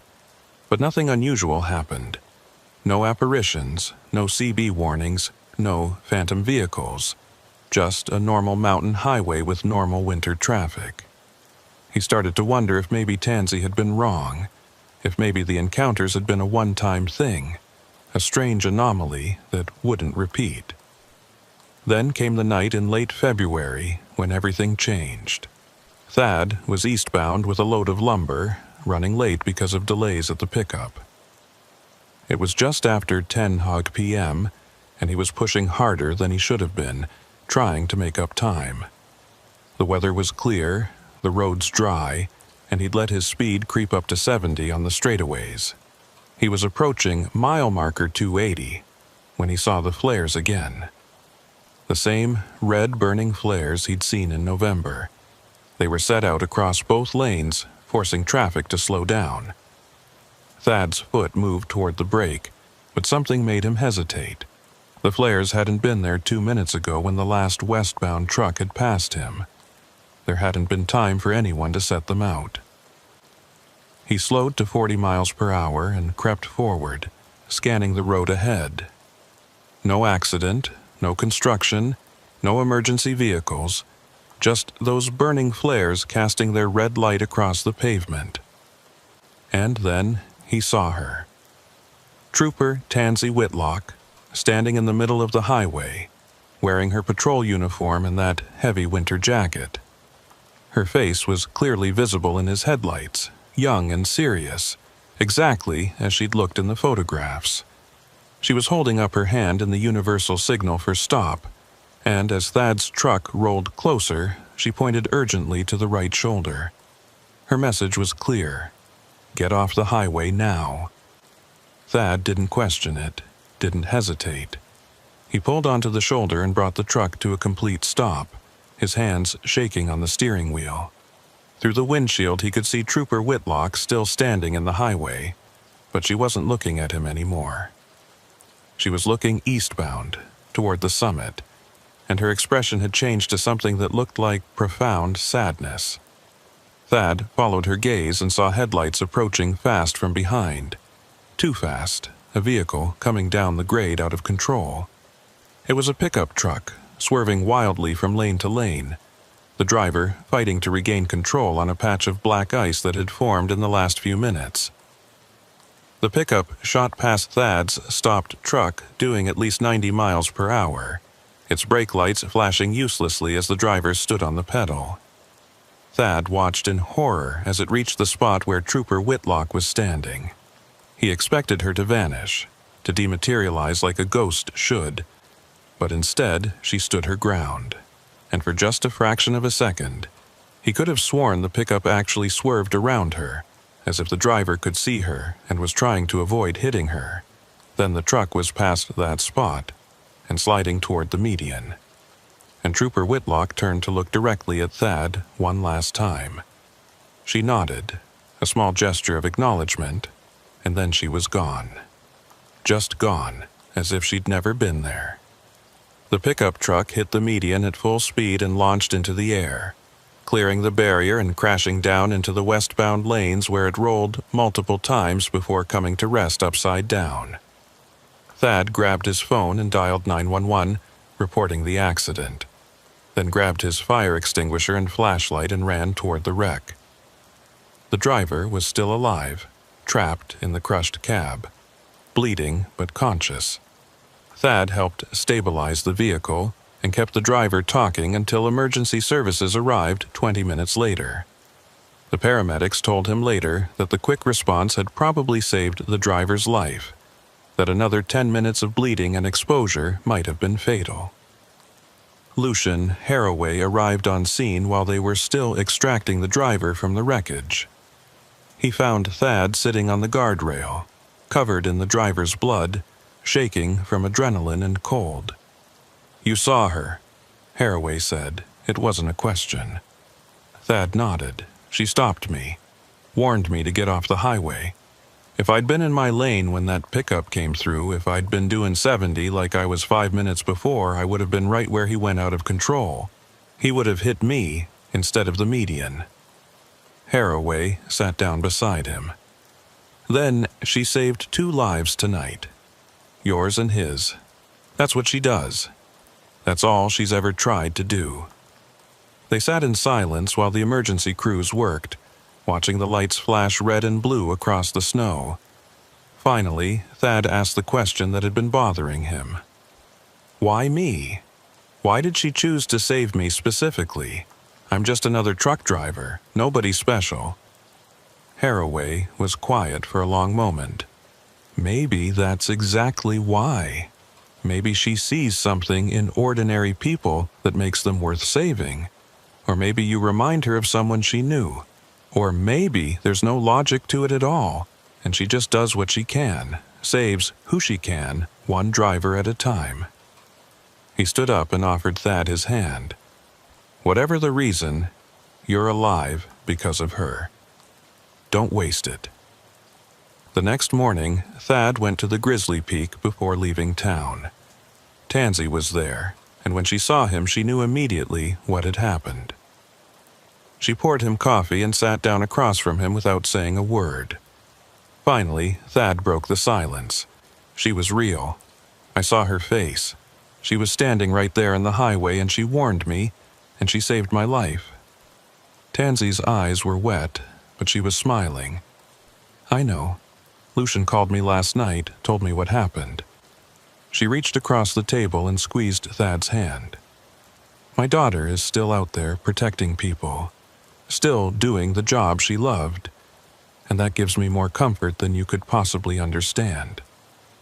Thad finished his coffee and stood to leave. At the door, he turned back.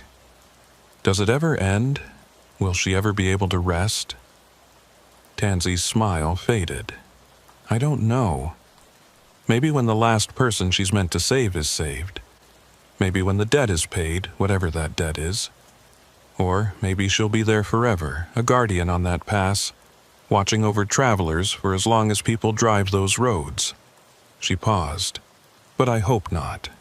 I hope someday she finds peace. I hope someday I look up to that pass and I know she's finally gone home."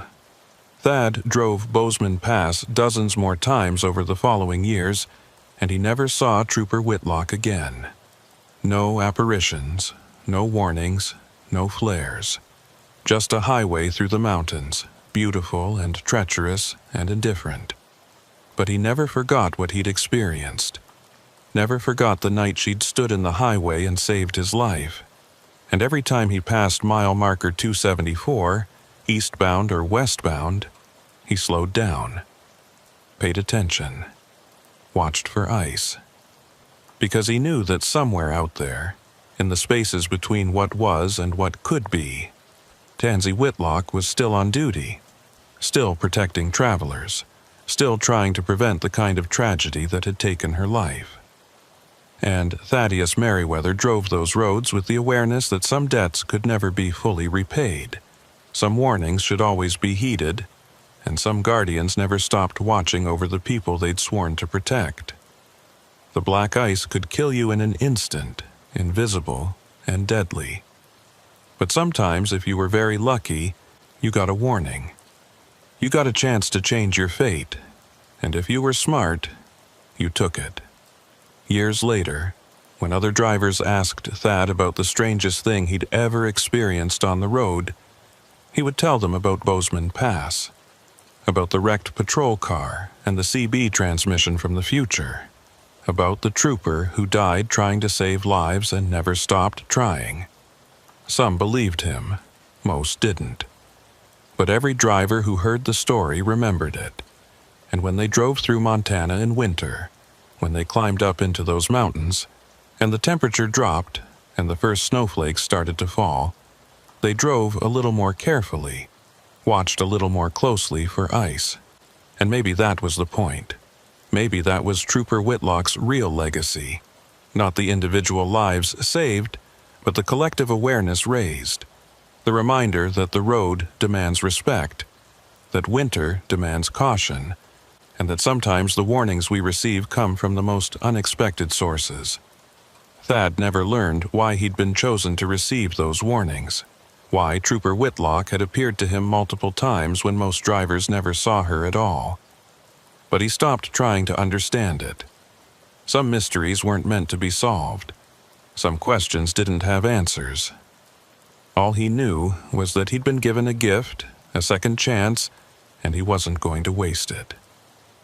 He drove more carefully, helped other drivers when he could, paid attention to warnings, whether they came from weather reports or CB radios or instincts he couldn't explain.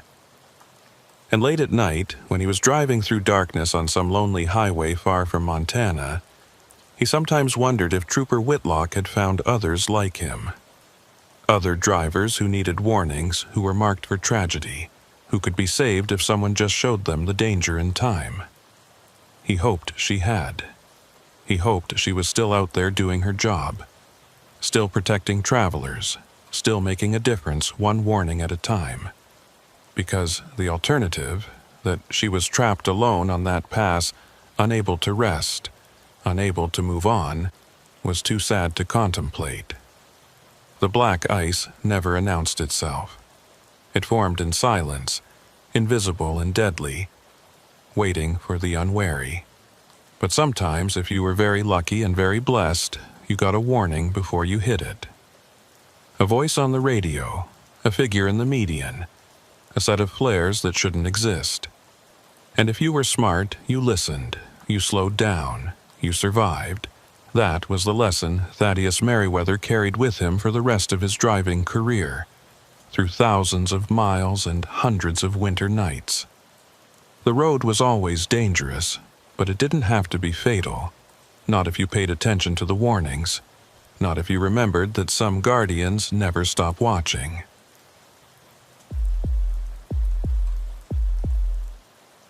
Wardell Pritchard had been driving the Upper Peninsula routes for 9 years, and he thought he knew Lake Superior's moods. He'd seen the big lake calm as glass in summer, reflecting the sky like a mirror. He'd seen it gray and angry in October, waves tall enough to swallow a ship whole. But he'd never seen it do what it was doing now, on this December afternoon, as he guided his Peterbilt westbound along M28 between Munising and Marquette. The lake was breathing. That was the only word for it. Huge clouds of mist were rolling off the water, billowing up and across the coastal highway like living things, obscuring the road for minutes at a time before retreating back to the shoreline. The phenomenon had a name, Wardell knew. Lake effect. When the water was still warm from summer and the air temperature plummeted, the difference created these massive steam banks that could reduce visibility to 0 in seconds. The locals called it lake smoke, or sea smoke, or sometimes just the breath, because of how it seemed to pulse and flow like something inhaling and exhaling.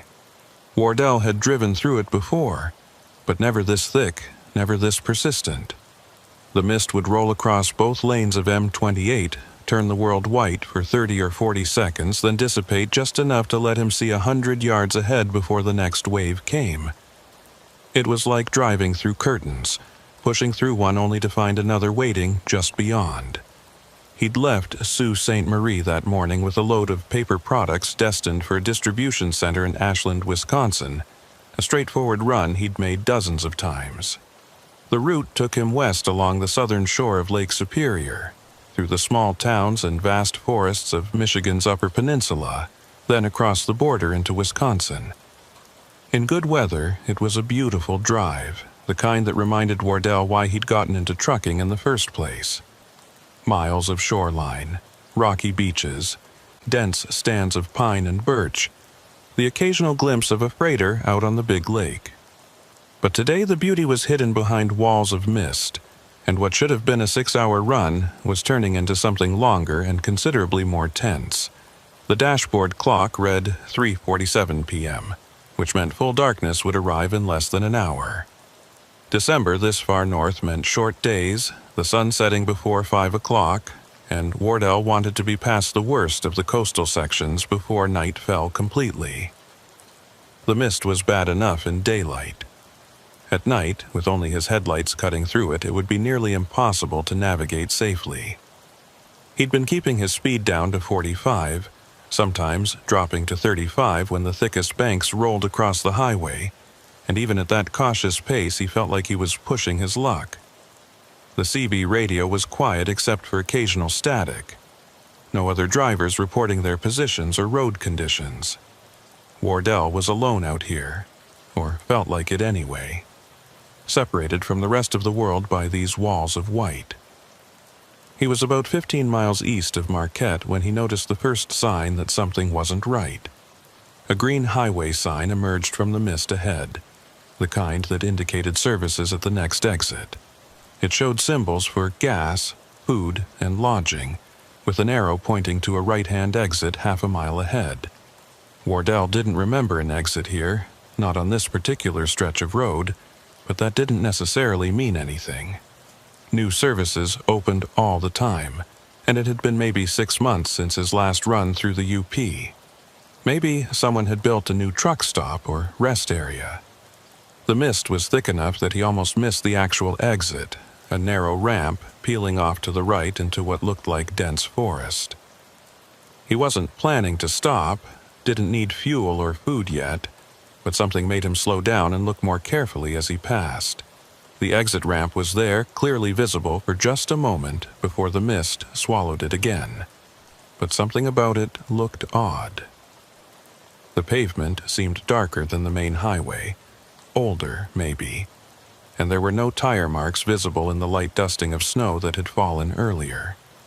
No one had used this exit recently, which was strange for a service area that supposedly offered gas and food. Wardell filed the observation away and kept driving, but the unease that had been building since he'd first encountered the heavy mist deepened. He grabbed his CB microphone and keyed it. Westbound on M28 about 15 east of Marquette. Anybody out there monitoring? Static. He tried again. Any drivers familiar with this area? Is there a service exit about 15 miles east of Marquette? Just past a sign for gas and food, but I don't remember it being there. No response.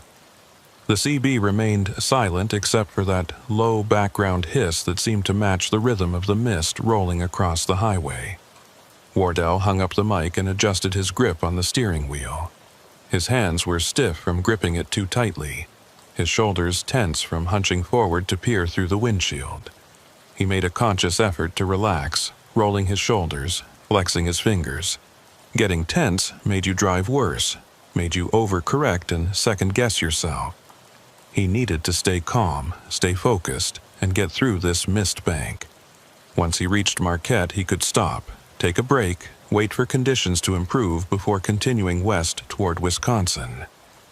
The next wave of mist was the thickest yet. It rolled across the highway like a solid wall, completely obliterating everything more than 10 feet in front of his bumper. Wardell's headlights reflected back at him, creating a disorienting white glare that made it even harder to see. He slowed to 25 miles per hour, watching the fog line on the right side of the road, using it to keep himself in the lane. This was dangerous. If there was a stopped vehicle ahead, or an animal in the road, or another car doing something unpredictable, he'd have no time to react. But stopping completely wasn't an option either. The shoulder was narrow and there was no safe place to pull off. All he could do was keep creeping forward and hope the visibility improved soon. Something dark loomed up on the right side of the highway. Wardell caught just a glimpse before the mist swirled around it, but it looked like a building. A large building set back from the road, with what might have been a parking lot in front. He was past it before he could process the details, but his mind was already working on the information. A building out here? On this remote stretch of M28? He glanced in his mirror but could see nothing behind him except white mist. The building, whatever it was, had already disappeared. Wardell considered stopping, backing up to investigate. But that seemed like a bad idea in zero visibility. Better to keep moving forward. If it was a rest area or truck stop, there would be signs, lights, some indication of what it was. But as he continued westbound, Wardell realized he hadn't seen any signs. No advance warning that a facility was ahead. No directional markers. Nothing. Just that brief glimpse of a dark structure in the mist. And now that he thought about it, the building had looked odd. Not modern, not the kind of clean metal and glass design you'd expect from a recent construction.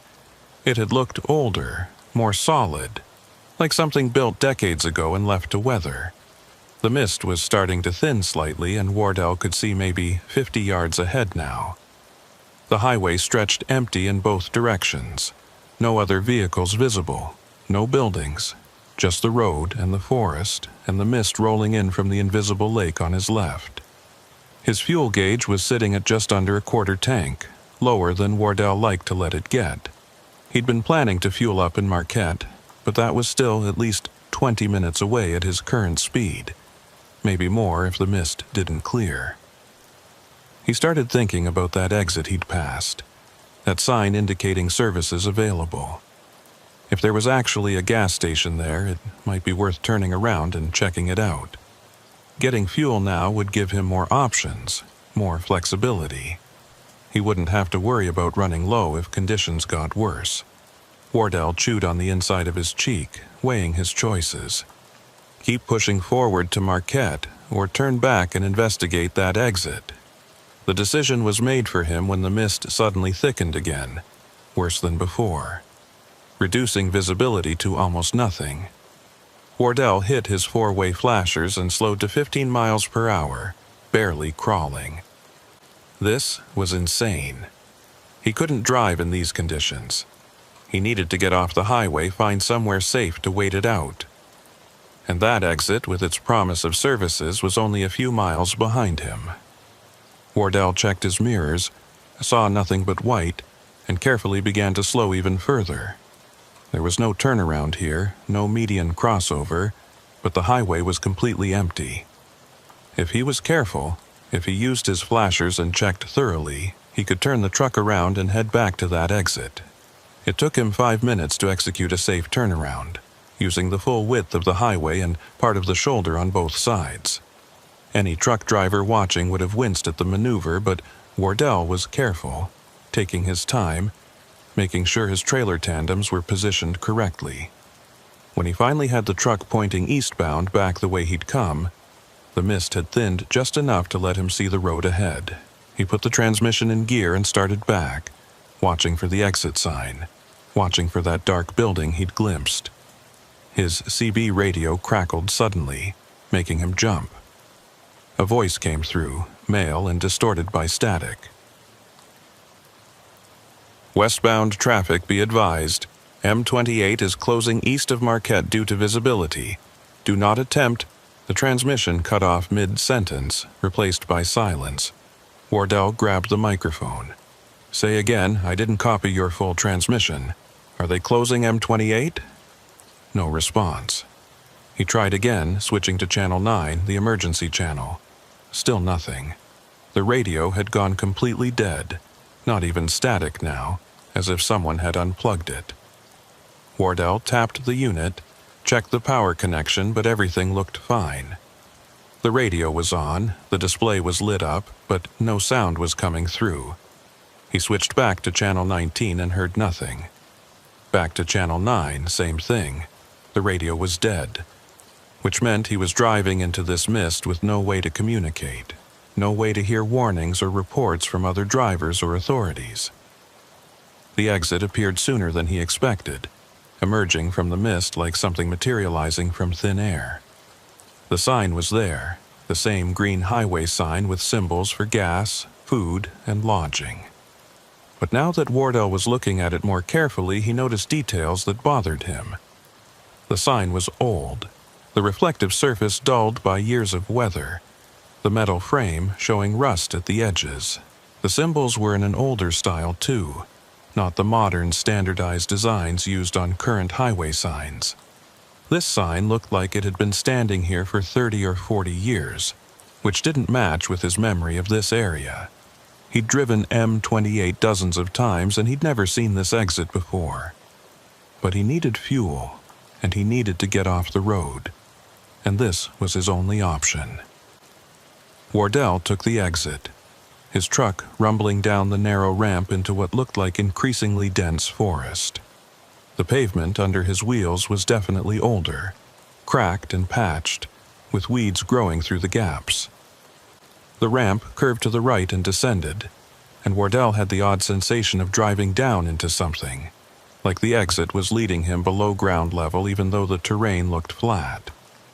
The mist was thinner here, blocked somewhat by the trees, and he could see better. Ahead of him the ramp ended at a T intersection, and beyond that he could make out buildings. It was a rest area, or had been once. A main building sat at the center, 2 stories tall, built in a style that looked distinctly 1970s.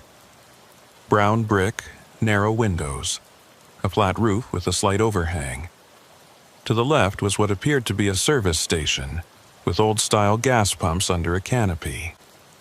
To the right were several parking spaces, and beyond those a picnic area with tables and what might have been restrooms. Everything was there.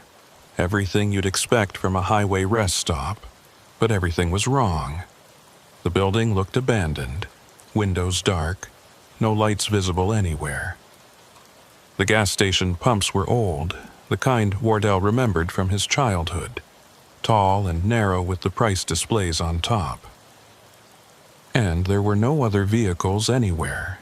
No cars, no trucks, nothing. Wardell brought his truck to a stop at the T intersection and sat there with the engine idling, trying to decide what to do. Every instinct told him to turn around, get back on M28, push through to Marquette despite the mist.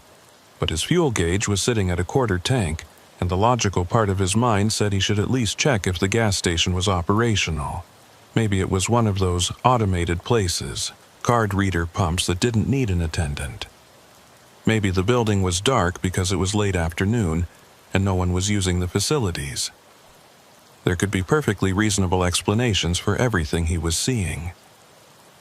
Wardell put the truck in gear and turned left toward the gas station. As he pulled up alongside the pumps, details became clearer and his unease deepened. The pumps weren't just old, they were ancient. Mechanical meters instead of digital displays. Prices posted in hand-painted numbers that read 79 cents per gallon. Wardell knew gas prices fluctuated, but they hadn't been 79 cents in his lifetime. These pumps hadn't been updated in decades, maybe hadn't been used in decades. He climbed down from his cab and approached the nearest pump, looking for some indication that it was still functional. The hoses were cracked, the metal nozzle corroded. When he tried the handle, it wouldn't budge. The pump was dead, had been dead for years. Wardell stepped back and looked around the rest area. In the improving light with the mist thinning, he could see more details. The picnic tables were weathered gray, some of them collapsed. The trash cans were rusted through. The restroom building had a padlocked door with a faded sign that read, "Closed." This place had been abandoned long ago, probably decades. So why had there been a highway sign indicating services available? Why had that sign looked relatively new, or at least maintained, while everything here was falling apart? Wardell walked toward the main building, his boots crunching on gravel that was being slowly consumed by moss and grass. The main building had large windows across the front, the kind that would have looked into a restaurant or visitor center. Wardell cupped his hands against the glass and peered inside. What he saw made his breath catch. The interior wasn't empty. It was furnished, set up like a functioning rest-stop restaurant. Tables with chairs, a counter with stools, display cases that looked like they still held food. But everything was covered in dust, thick layers of it, and there were cobwebs strung across every surface. More disturbing were the details. Place settings on some of the tables, as if people had been eating there and just walked away mid-meal. A coat hanging on a rack by the door, slowly being consumed by mildew. A newspaper spread out on the counter, its headline too faded to read but the date visible. August 17th, 1979. Wardell stepped back from the window, his heart pounding.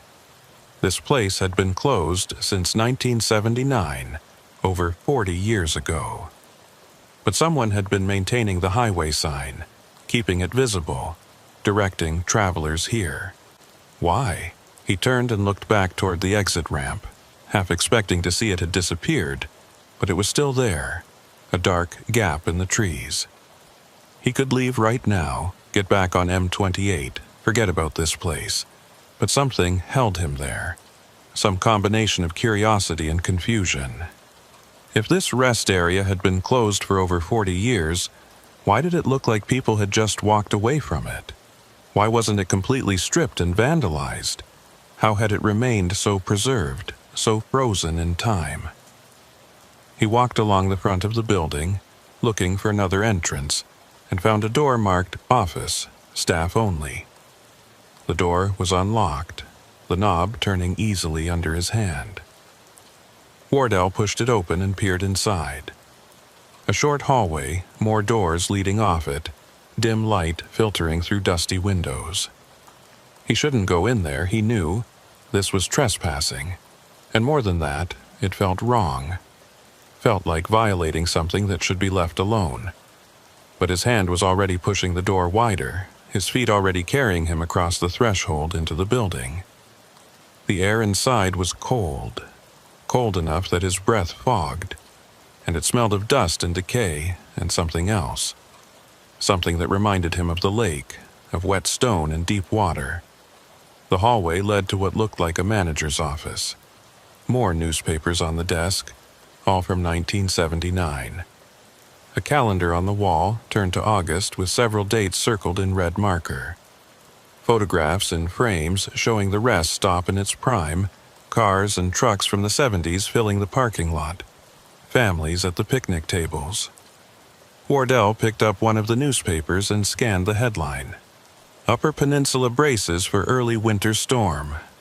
The article below talked about an unusual weather system moving in from Canada, bringing unseasonably cold temperatures and the potential for heavy snow.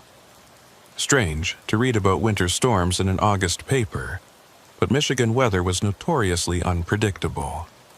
A sound from deeper in the building made Wardell freeze. A creak, like footsteps on old floorboards. He listened, barely breathing, but heard nothing more. Just the building settling, he told himself. Old structures made noise, but his skin was crawling, and every survival instinct he possessed was screaming at him to get out. Wardell set down the newspaper and walked quickly back toward the entrance. As he reached the door, he heard the sound again, closer this time. Definitely footsteps, and they were coming from the direction of the restaurant. Someone was in the building with him. Wardell didn't wait to see who it was. He pushed through the door and walked quickly toward his truck, forcing himself not to run. Running would make him look foolish if this was just a security guard or maintenance worker. But when he reached his truck and climbed into the cab, when he looked back at the building, he saw a figure standing in one of the windows. Too far away and too backlit to make out details, but definitely a person, standing motionless and watching him. Wardell started his engine and put the truck in gear, backing away from the gas pumps. The figure in the window didn't move, didn't wave, didn't react at all, just stood there watching as Wardell turned his truck around and headed back toward the exit ramp. As he drove up the ramp toward M28, Wardell glanced in his mirror one last time. The rest area was disappearing into the mist behind him, the buildings fading into white, and for just a moment he thought he saw more figures. Several of them standing in the parking lot, standing by the picnic tables, all facing his direction, all watching him leave. Then the mist swallowed everything and he was back on the exit ramp, climbing up toward the highway. His hands were shaking on the steering wheel and his heart was racing. What had he just experienced? An abandoned rest stop that looked like it had been closed for 40 years, yet somehow preserved as if it had just been locked up yesterday. And those figures, were they real? Security guards, squatters using the abandoned building, or something else. The exit ramp delivered him back onto M28, and Wardell turned westbound again, back toward Marquette. The mist had thinned considerably while he'd been at the rest area, and he could now see several hundred yards ahead. The visibility was still poor, but manageable, and he pushed his speed up to 50 miles per hour, wanting to put distance between himself and that exit. He drove for 20 minutes without seeing any other vehicles, the highway completely empty, and when he finally saw the lights of Marquette ahead, he felt relief wash through him. Civilization, people, normalcy. He could fuel up, grab some food, maybe ask some locals about that rest area, and find out what its story was. But even as he saw the first buildings of Marquette appearing through the thinning mist, Wardell couldn't shake the image of those figures standing in the parking lot. Couldn't forget how the rest area had looked frozen in time, preserved like something in a museum. And he couldn't stop wondering about that newspaper headline, about an early winter storm in August 1979, about what might have happened at that rest stop that caused it to be abandoned so suddenly that people left their meals half-eaten and their coats on the rack. Something had happened there. Something that made them leave in a hurry. And Wardell had a growing suspicion that whatever it was, it had never really ended. The truck stop on the western edge of Marquette was exactly what Wardell needed. Bright, fluorescent lights, the smell of diesel and coffee, other trucks parked in neat rows with their engines idling. Normal things, real things. He pulled into an empty spot and sat there for a moment with his own engine running, just letting the familiar sounds and sights wash over him. Through the windows of the main building he could see people moving around, truck drivers getting coffee, a clerk behind the register.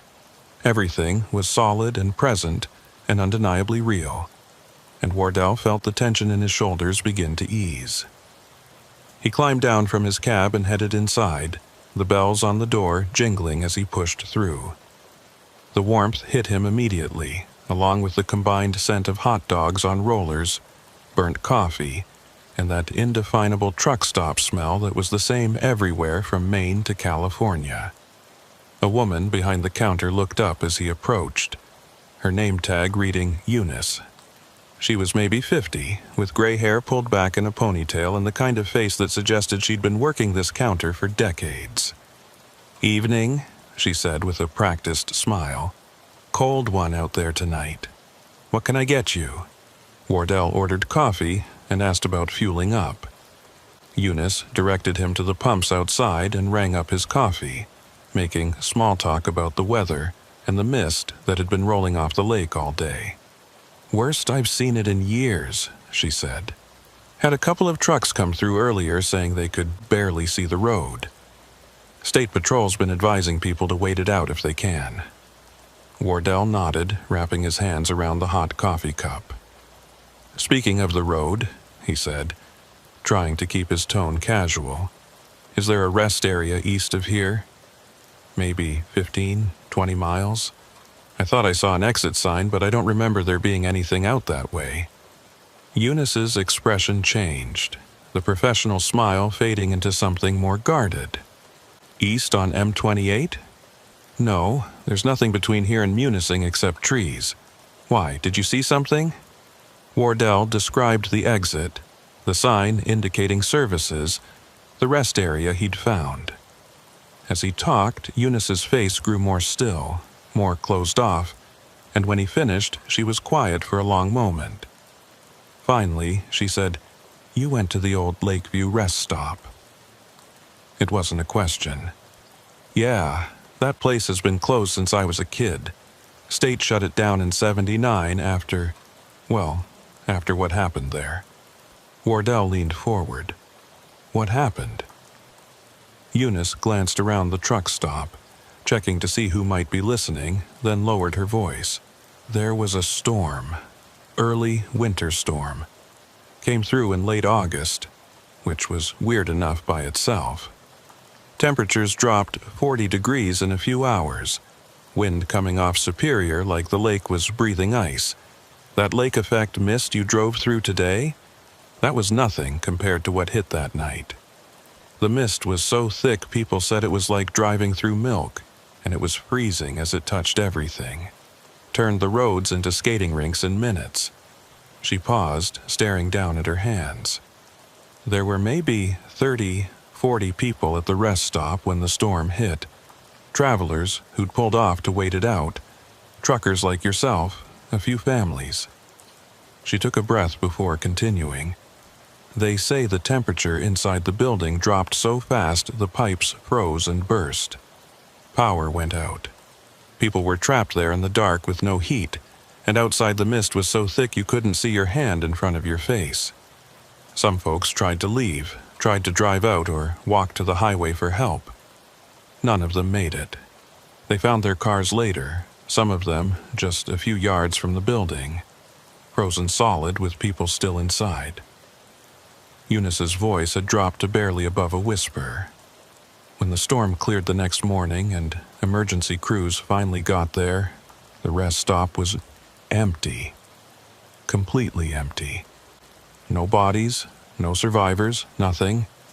Just meals left half-eaten on the tables, coats on the racks, cars in the parking lot with the keys still in them. Everybody who'd been there just vanished. Wardell felt cold despite the warmth of the truck stop. Vanished? How many people? Eunice shrugged. Official count was never released, but local talk put it at around 40 people. The state launched an investigation, brought in search and rescue, even dragged parts of the lake thinking maybe people had wandered out onto the ice and fallen through. Never found a single body. After a few months, they gave up looking and just closed the place down, locked it up, stopped maintaining it, took it off the official highway maps. But they left the sign up, some people say, as a warning. Others say it was just bureaucratic oversight, that someone forgot to take it down. She looked directly at Wardell. "You said you went inside the building?" Wardell nodded slowly. "Found the office. Saw newspapers from August 1979, just like you said. And I saw someone, or thought I did. Figures in the windows, in the parking lot." Eunice's eyes widened. "You saw them? Jesus. Most people who find that place just turn around and leave. The few who've gone inside, who've seen the figures, they all say the same thing. That it felt like the building was still occupied. Like whatever happened that night in '79 is still happening. Like those people are still there, trapped in that storm, waiting for help that never comes." She crossed herself, a quick unconscious gesture. "My advice? Forget you ever saw that place. Don't go back there. Don't talk about it too much. Just forget it exists. But Wardell couldn't forget. He fueled his truck and got back on the road, continuing west toward Wisconsin, but his mind kept returning to the rest area, to those figures standing in the parking lot watching him leave, to the preserved interior of the building, frozen in time like a photograph, and to Eunice's story about 40 people vanishing in a single night during an impossible storm. As he drove through the darkness, the mist mostly cleared now, Wardell found himself looking for information on his phone during a fuel stop near Lands. He searched for Lakeview Rest Area 1979 disappearance and found almost nothing. A few mentions in local history forums, some speculation on paranormal websites, but no official records, no news archives, nothing substantial. It was as if the event had been deliberately erased from history, scrubbed from the records and left to fade into local legend. But the rest area was real. Wardell had been there, had walked through it, had seen the evidence with his own eyes. He tried a different search, looking for Lake Superior Storm, August 1979, and this time got more results. Weather reports from that period mentioning an unusual cold front and unseasonable temperatures. A brief mention in a maritime log about freighters seeking shelter from extreme localized conditions. But nothing about the rest area, nothing about missing people. The absence of information was almost more disturbing than finding details would have been. Someone had decided this story shouldn't be told. Wardell delivered his load in Ashland the next morning and picked up a return shipment heading back east, a load of lumber destined for Sault Ste. Marie. The route would take him back along M28, back past that exit where the rest area waited in the trees. He could take an alternate route, swing south through Wisconsin and come up into the UP from a different direction. But that would add hours to his trip. And more than that, Wardell realized he wanted to see the place again, wanted to confirm that it was real, that he hadn't imagined or misremembered what he'd found there. He spent the day resting in Ashland, catching up on sleep, and tried not to think about what Eunice had told him. 40 people vanishing without a trace. A storm that came from nowhere and created conditions impossible for late August. A building frozen in time for over 40 years. He left Ashland just after sunset, timing his trip so he'd reach the area around the rest stop in full darkness. He told himself it was just coincidence, just the way the schedule worked out, but he knew that wasn't true. He wanted to see the place at night, wanted to see if it looked different, if those figures would be there again. The highway was nearly empty, just the occasional car or truck passing in the opposite direction, their headlights creating brief moments of glare before disappearing into the darkness. The mist was back, not as thick as the previous day but still present, rolling across the road in waves that forced Wardell to slow down and navigate carefully. Mile markers counted down as he approached the location where he remembered the exit being. 15 miles east of Marquette. 14 miles, 13. Wardell found himself gripping the steering wheel tighter, his eyes scanning the right side of the highway for that green sign. And there it was, emerging from the mist exactly where it had been before. The same weathered sign, the same symbols for gas and food and lodging. Wardell slowed down, put on his turn signal even though there was no one behind him, and took the exit. The ramp descended into the trees, the pavement cracked and overgrown, and Wardell felt like he was driving into the past, into a pocket of time that existed separate from the present. The rest area appeared ahead, and Wardell's breath caught. The place was lit, not brightly, but there were lights on in the main building, warm yellow lights spilling from the windows. The gas station canopy had lights too, and the parking lot lights were working, casting pools of illumination across the cracked pavement. And there were vehicles, maybe a dozen of them, cars and trucks from what looked like the 1970s, parked in neat rows, as if their owners were inside having a meal or using the restrooms. Wardell brought his truck to a stop at the entrance to the parking lot, his heart pounding. This wasn't possible. Yesterday the place had been dark and abandoned. Now it looked operational, looked like a functioning rest stop from 45 years ago. He sat there for a long moment, engine idling, trying to decide what to do. Every rational part of his brain screamed that he should turn around and leave, get back on M28 and forget he'd ever seen this place. But curiosity and something else, something that felt almost like obligation, pulled him forward. He put the truck in gear and crept into the parking lot, finding a space away from the other vehicles. Up close, he could see that the cars and trucks were all from the 70s, just as he'd thought. A Chevrolet Impala, a Ford station wagon, a couple of big rigs that looked like they belonged in a trucking museum. All of them in remarkably good condition, no rust, no damage, as if they'd been preserved perfectly for decades. Wardell climbed down from his cab and approached the main building. Through the windows he could see people inside. They were sitting at tables, standing at the counter, moving around in ways that suggested normalcy and life. But something was wrong with the way they moved. Something Wardell couldn't quite define. Their movements were slightly off, slightly too slow or too smooth, like watching footage played back at the wrong speed. He reached the entrance and pulled open the door, and warmth and sound washed over him. Conversation, the clink of dishes, the hiss of a coffee maker, the smell of hamburgers cooking and cigarette smoke. Inside, the rest stop looked exactly as it must have in 1979. Avocado green countertops, orange vinyl booth seats, wood-paneled walls. The people were dressed in styles from that era, bell-bottom jeans and wide-collared shirts, long hair and sideburns. A waitress moved between tables with a coffee pot, refilling cups. A family sat in one booth, children coloring on placemats while their parents looked at a road map.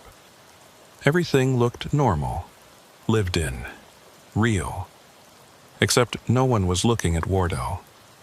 No one had turned when he entered. No one seemed to notice a modern truck driver in a down jacket standing in the doorway. He was invisible to them, or they were so absorbed in their own existence that they couldn't perceive him. Wardell walked slowly into the restaurant, and the sounds changed quality. The conversations became hollow, echoing, as if they were happening in a much larger space than this small building. He could hear individual words now, fragments of dialogue. A man talking about the weather, saying the temperature had dropped 20 degrees in the last hour. A woman saying they should wait it out, that the roads would be too dangerous to drive. A truck driver at the counter saying he'd never seen mist like this, that it was like the lake was trying to swallow the whole peninsula. They were talking about the storm, about the night in 1979 when 40 people vanished. And Wardell realized with growing horror that he was watching that night play out, seeing the hours before the disappearance as if it was still happening. A television mounted in the corner was showing what looked like a news broadcast from 1979, a weatherman standing in front of a map of the Great Lakes region. The audio was distorted, but Wardell could make out phrases. Unusual low-pressure system. Temperatures falling rapidly. Extreme caution advised. The timestamp in the corner of the screen read August 17, 1979, 8:47 p.m. Wardell looked at his watch. The date on his digital display read December 19th, current year. But the broadcast was showing August 17, 1979. Time was wrong here. Or rather, time was doubled. 2 periods existing simultaneously in the same space. He walked through the restaurant, and the people continued to ignore him. Or maybe they couldn't see him. Maybe he was the ghost here, the visitor from the future intruding on their final hours. Wardell reached the counter and looked at the food under the heat lamps. Hamburgers, hot dogs, fries. All of it looked fresh, hot, recently cooked.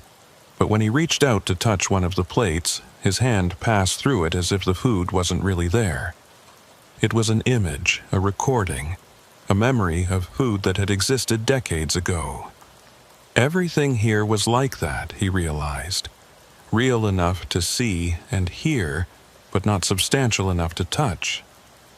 Except the building itself, that had been solid. He'd walked through it, touched the newspapers, felt the cold air. The door to the rest stop opened and more people entered. A family with 3 children. They were talking urgently, the father saying they needed to get off the road before the storm got worse. The mother was carrying a small child who was crying, upset by the sudden cold and the frightening weather. They found a booth and sat down, and the waitress brought them menus and coffee. Wardell watched them. Watched the father trying to comfort his children, telling them everything would be fine. They'd wait out the storm and be back on the road in the morning.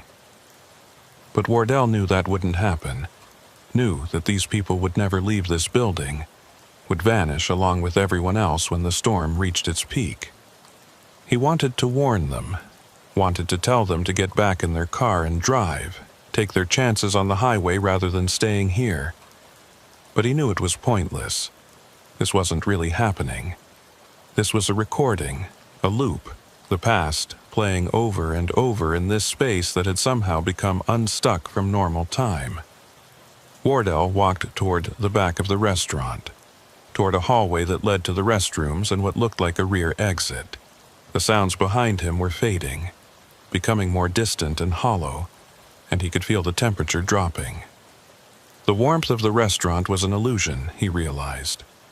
The real temperature here was much colder. The hallway was darker, the fluorescent lights flickering. Wardell could see his breath now, white clouds forming with each exhalation. The walls were developing a thin coating of frost, ice crystals spreading in delicate patterns across the wood paneling. He was seeing the storm arrive, seeing what had happened in the hours before the disappearance. The rear exit door was partially open, and through the gap, Wardell could see the parking lot. The mist was rolling in, thicker than anything he'd encountered the previous day, so dense it looked almost solid. And it was moving wrong, not drifting randomly but flowing in deliberate patterns, as if it had intention, as if it was seeking something. Wardell pushed the door open wider and stepped out into the parking lot. The cold hit him like a physical blow, so intense it drove the air from his lungs. The temperature had to be below 0, maybe well below, and the mist was freezing as it touched surfaces coating everything in ice. The vehicles in the parking lot were already encased, their windows frosted over, ice building up on the bodies and wheels. And in the mist, moving through it, Wardell saw figures. Not the people from inside the restaurant, but something else. Shapes that were almost human but not quite. Tall and thin and moving with that same wrong quality he'd noticed in the restaurant patrons. They were walking between the vehicles, peering into windows, and wherever they moved, the ice grew thicker. One of the figures turned toward Wardell and he got a glimpse of what might have been a face. Pale, featureless, like a mask of ice. No expression, no eyes or mouth.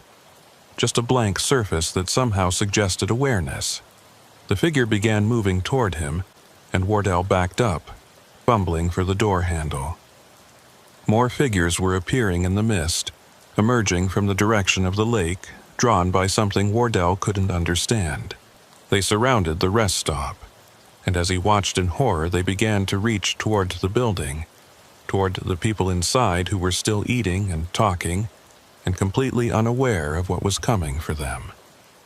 Wardell yanked the door open and stumbled back inside, slamming it shut behind him. The restaurant was still there, still lit and warm and full of people, but even as he watched, the lights began to flicker. The temperature was dropping rapidly, and the people were starting to notice. The conversations changed tone, became worried, frightened. Someone said the power was going out. Someone else said the doors were frozen shut, They couldn't get them open. Panic was beginning to spread, and Wardell knew he was about to witness the final moments before the disappearance. He didn't want to see it. Didn't want to watch these people, these ghosts, experience whatever horror had claimed them in 1979. Wardell ran toward the front entrance, pushing past people who couldn't see him, couldn't feel him. He hit the front door and it swung open easily, and he burst out into the parking lot. The mist was everywhere now, the ice figures moving through it in greater numbers, converging on the building. Behind him, he could hear screaming starting, could hear the terrified voices of people trapped in a nightmare they didn't understand. Wardell ran to his truck and climbed into the cab, his hands shaking so badly he could barely get the key in the ignition. The engine started and he threw the truck into gear, pulling out of the parking lot without checking his mirrors, without caring if he hit anything. He just needed to get away from the rest stop, away from those figures in the mist, away from the screams that were still echoing from inside the building. The exit ramp appeared ahead, and he took it fast, the truck's wheels slipping on ice that had formed while he'd been inside. He fought the wheel, corrected the slide, and powered up onto M28. Behind him, the rest stop was disappearing into the mist again, the lights fading, and Wardell could have sworn he heard a sound like wind or waves or voices all mixed together, rising to a crescendo before cutting off abruptly. He drove west toward Marquette, pushing his speed higher than he should have, desperate to put distance between himself and that place. The mist on the highway was thinner than it had been in the parking lot, and visibility improved as he got further from the exit. His CB radio crackled to life suddenly, making him jump. A voice came through, female and distorted. Eastbound traffic approaching Lakeview Rest Area. Be advised of extreme weather conditions. Storm moving in from the lake. Seek shelter immediately. Repeat, seek shelter immediately. The voice sounded automated, like a recording, and it was speaking in the present tense about conditions from 1979. Wardell grabbed the microphone with a shaking hand. This is westbound Pritchard on M28. That storm you're warning about happened 40 years ago. There's no shelter at Lakeview. The place is... It's not real, it's a trap. Silence. Then, the same recorded message began again. Eastbound traffic approaching Lakeview Rest Area. Wardell hung up the mic and switched off the CB radio. He didn't want to hear that voice anymore. Didn't want to know if it was really a recording or something else.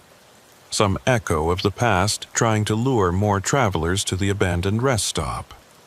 The lights of Marquette appeared ahead, and Wardell pulled into the same truck stop where he'd talked to Eunice. It was after midnight now, a different clerk behind the counter, but Wardell bought coffee anyway and sat in one of the booths, his hands wrapped around the cup, trying to stop shaking. He'd seen it. He'd seen what happened to those people, or at least the beginning of it. Those ice figures emerging from the mist, surrounding the building, trapping everyone inside. But what were they? What had caused them to appear? And where had the people gone when they disappeared? Wardell pulled out his phone and tried searching for more information, but the results were the same as before. Nothing solid, nothing official. He tried a different approach, searching for Lake Superior ice phenomena and freezing mist entities. Most of the results were scientific articles about ice formation and weather patterns, but buried in the search results was a link to an old maritime forum. Wardell opened it and found a thread from 2003 where sailors were discussing strange experiences on Lake Superior. One post caught his attention. A sailor describing a night in the late 1970s when his freighter had encountered impossibly thick mist that seemed to have shapes moving through it, shapes that looked almost human but wrong somehow. The sailor went on to describe how the mist had frozen everything it touched, how the temperature had dropped so fast that several crew members had gotten frostbite just from being on deck for a few minutes. and then he mentioned something that made Wardell's blood run cold. We could hear voices in the mist, people calling for help, but when we tried to locate them with searchlights, we couldn't see anyone. Just shapes moving through the ice fog. The captain ordered everyone below decks, and we ran at full speed until we were clear of the area. When we checked the charts later, we realized we'd been just offshore from an old rest stop on M28. Found out later that place had closed down around that same time, some kind of incident they never publicized. So it wasn't just the rest stop. The phenomenon, whatever it was, had been noticed by others. By sailors on Superior, by people who'd encountered the strange mist and the figures within it. Wardell kept reading, finding more posts, more stories. A pattern emerged. The sightings always happened in late fall or early winter, always involved the thick lake effect mist, and always seemed to be concentrated along certain sections of the coastline. The area around the old Lakeview rest stop was mentioned multiple times. It was as if that location had become a focal point for whatever was happening, a place where the boundary between normal and abnormal had worn thin.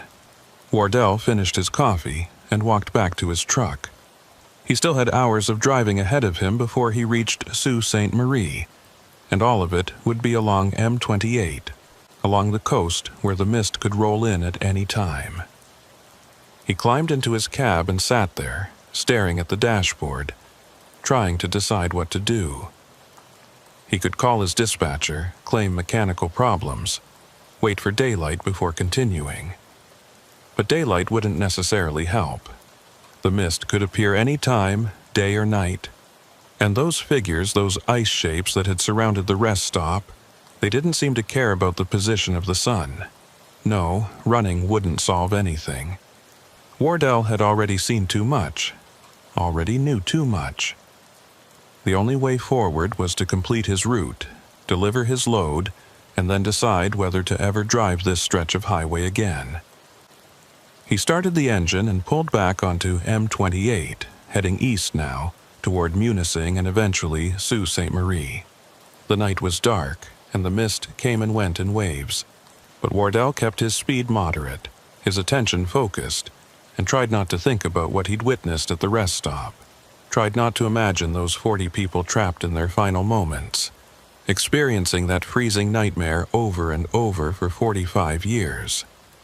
But as he drove through the darkness, as the miles rolled past and the forests pressed close on either side, Wardell couldn't shake the feeling that he was being followed, that something from the rest stop had attached itself to him, was trailing behind his truck through the mist. Every time he checked his mirrors, he half expected to see those pale ice figures standing on the highway, watching him pass. Every time the mist thickened, he tensed, waiting for shapes to emerge from it. And when his CB radio crackled with static, when that recorded warning voice began speaking again, Wardell reached over and turned the radio off completely. He didn't need warnings anymore. He knew the danger was real.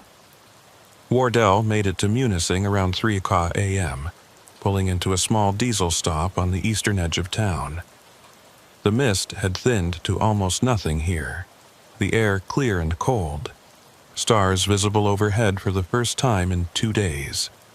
He fueled the truck and went inside for more coffee, his third or fourth cup of the night, losing count now. The exhaustion was starting to catch up with him, the adrenaline from the rest stop experience fading and leaving him hollow and shaky. He knew he should stop, get a few hours of sleep before attempting the final stretch to Sault Ste. Marie, but he didn't want to close his eyes, didn't want to risk dreaming about what he'd seen. The clerk at the Munising fuel stop was a young guy, maybe 25, with the bored expression of someone working the graveyard shift. He rang up Wardell's coffee without much interest, but when Wardell asked about road conditions east toward the Sioux, the clerk's demeanor changed. "You're heading east? Tonight?" Wardell nodded. "Got a delivery schedule to keep." The clerk shook his head slowly. "Might want to reconsider that. Mist has been coming and going all week along the coast road. Had a couple of cars go off into the ditches, one semi-jackknifed near Grand Marais.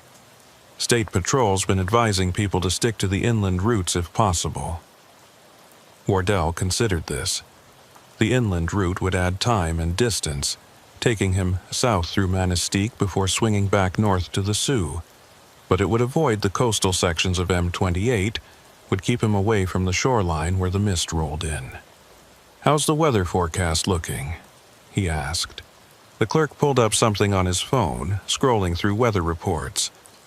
"Says clear for the next 12 hours, but you know how it is up here. Lake Superior makes her own weather. Forecast doesn't mean much when the big lake decides to breathe." That phrase again.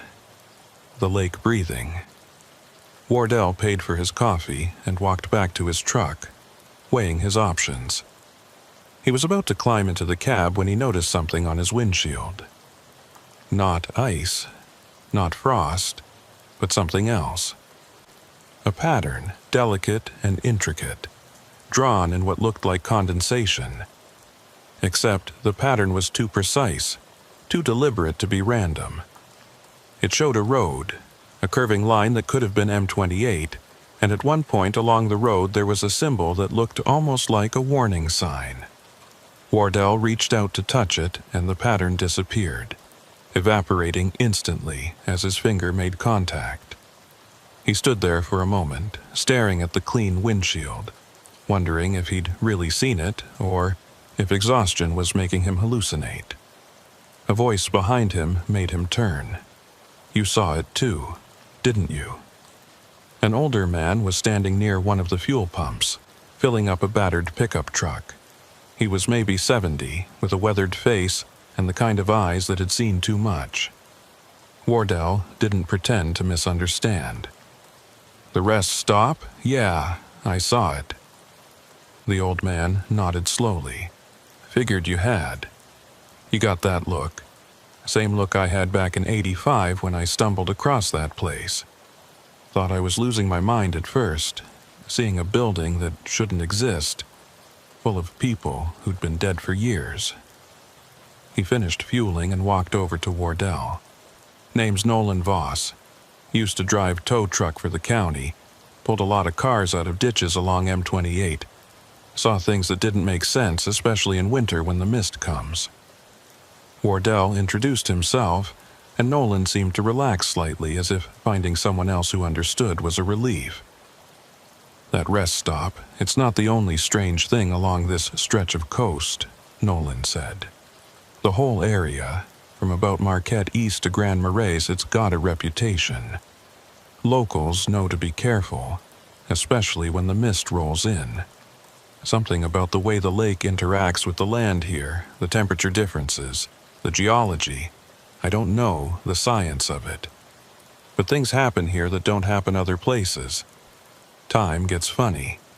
People see things, experience things that can't be explained." He paused. "You planning to keep driving east tonight?" Wardell nodded. "Got a delivery to make." Nolan's expression turned serious. "Then you need to know something. If you see that exit again, if you see the sign for the rest stop, don't take it. No matter how bad the weather gets, no matter how tempting it is to pull off and wait things out, don't go back there. Because every time someone goes, it gets harder to leave. The place wants people, wants to add to the number that disappeared that night. And eventually, if you go back enough times, you won't be able to leave at all. You'll become part of it, part of the loop, stuck in 1979 forever." The way Nolan said it, with absolute conviction, made Wardell's skin crawl. "How do you know this?" Nolan looked away toward the dark expanse of forest beyond the fuel stop. "Because I went back. After my first visit, I couldn't stop thinking about it, couldn't let it go. So I went back multiple times, trying to understand, trying to document it. And each time it got harder to leave. The last time, I almost didn't make it out. I felt something pulling at me, trying to keep me there. And I barely got to my truck before..." He trailed off, then looked back at Wardell. before I became one of them. One of the figures in the parking lot watching new visitors arrive, unable to warn them, unable to do anything but watch. Wardell felt cold despite his heavy jacket. "But you did get out." Nolan nodded, barely, and I swore I'd never go near that exit again. Haven't driven M28 at night in almost 40 years because of it. Stick to daylight, stick to clear weather, and I've been fine. But you're heading into the worst section right now. Middle of the night, mist likely to come back. You need to be prepared. If you see the exit, if you see the sign, just keep driving. Don't even slow down to look. And if your CB radio starts broadcasting that warning message, turn it off. Don't listen to it. That voice, it's designed to pull you in, to make you think you're helping by going there. They talked for another 20 minutes. Nolan sharing details about his experiences, about other drivers who'd encountered the rest stop over the years. Some had gotten out safely. Others had disappeared, their trucks found abandoned along M28 with no sign of the drivers. The official explanations were always the same. Driver error, wandered off into the woods in confusion, fell through ice. Any number of rational possibilities. But Nolan and the other locals knew the truth. The rest stop was still claiming victims, still adding to the count from that night in 1979. "Why does it happen?" Wardell asked. "What causes it?" Nolan shrugged. "Nobody knows for sure. Some say it's the lake, that Superior is so big and so cold and so old that it's developed a kind of consciousness, or at least a presence. Others say it's geological, some kind of magnetic anomaly that affects time and space. My personal theory? I think those people who disappeared in '79, I think they're trapped in the moment of their deaths, and they're trying to reach out, trying to find a way back to the living world. And the only way they can do that is by pulling new people in to take their places." It was a grim theory, and it made a horrible kind of sense. Wardell thanked Nolan for the information and climbed into his truck. As he started the engine, Nolan walked over one more time. "One last thing," the old man said.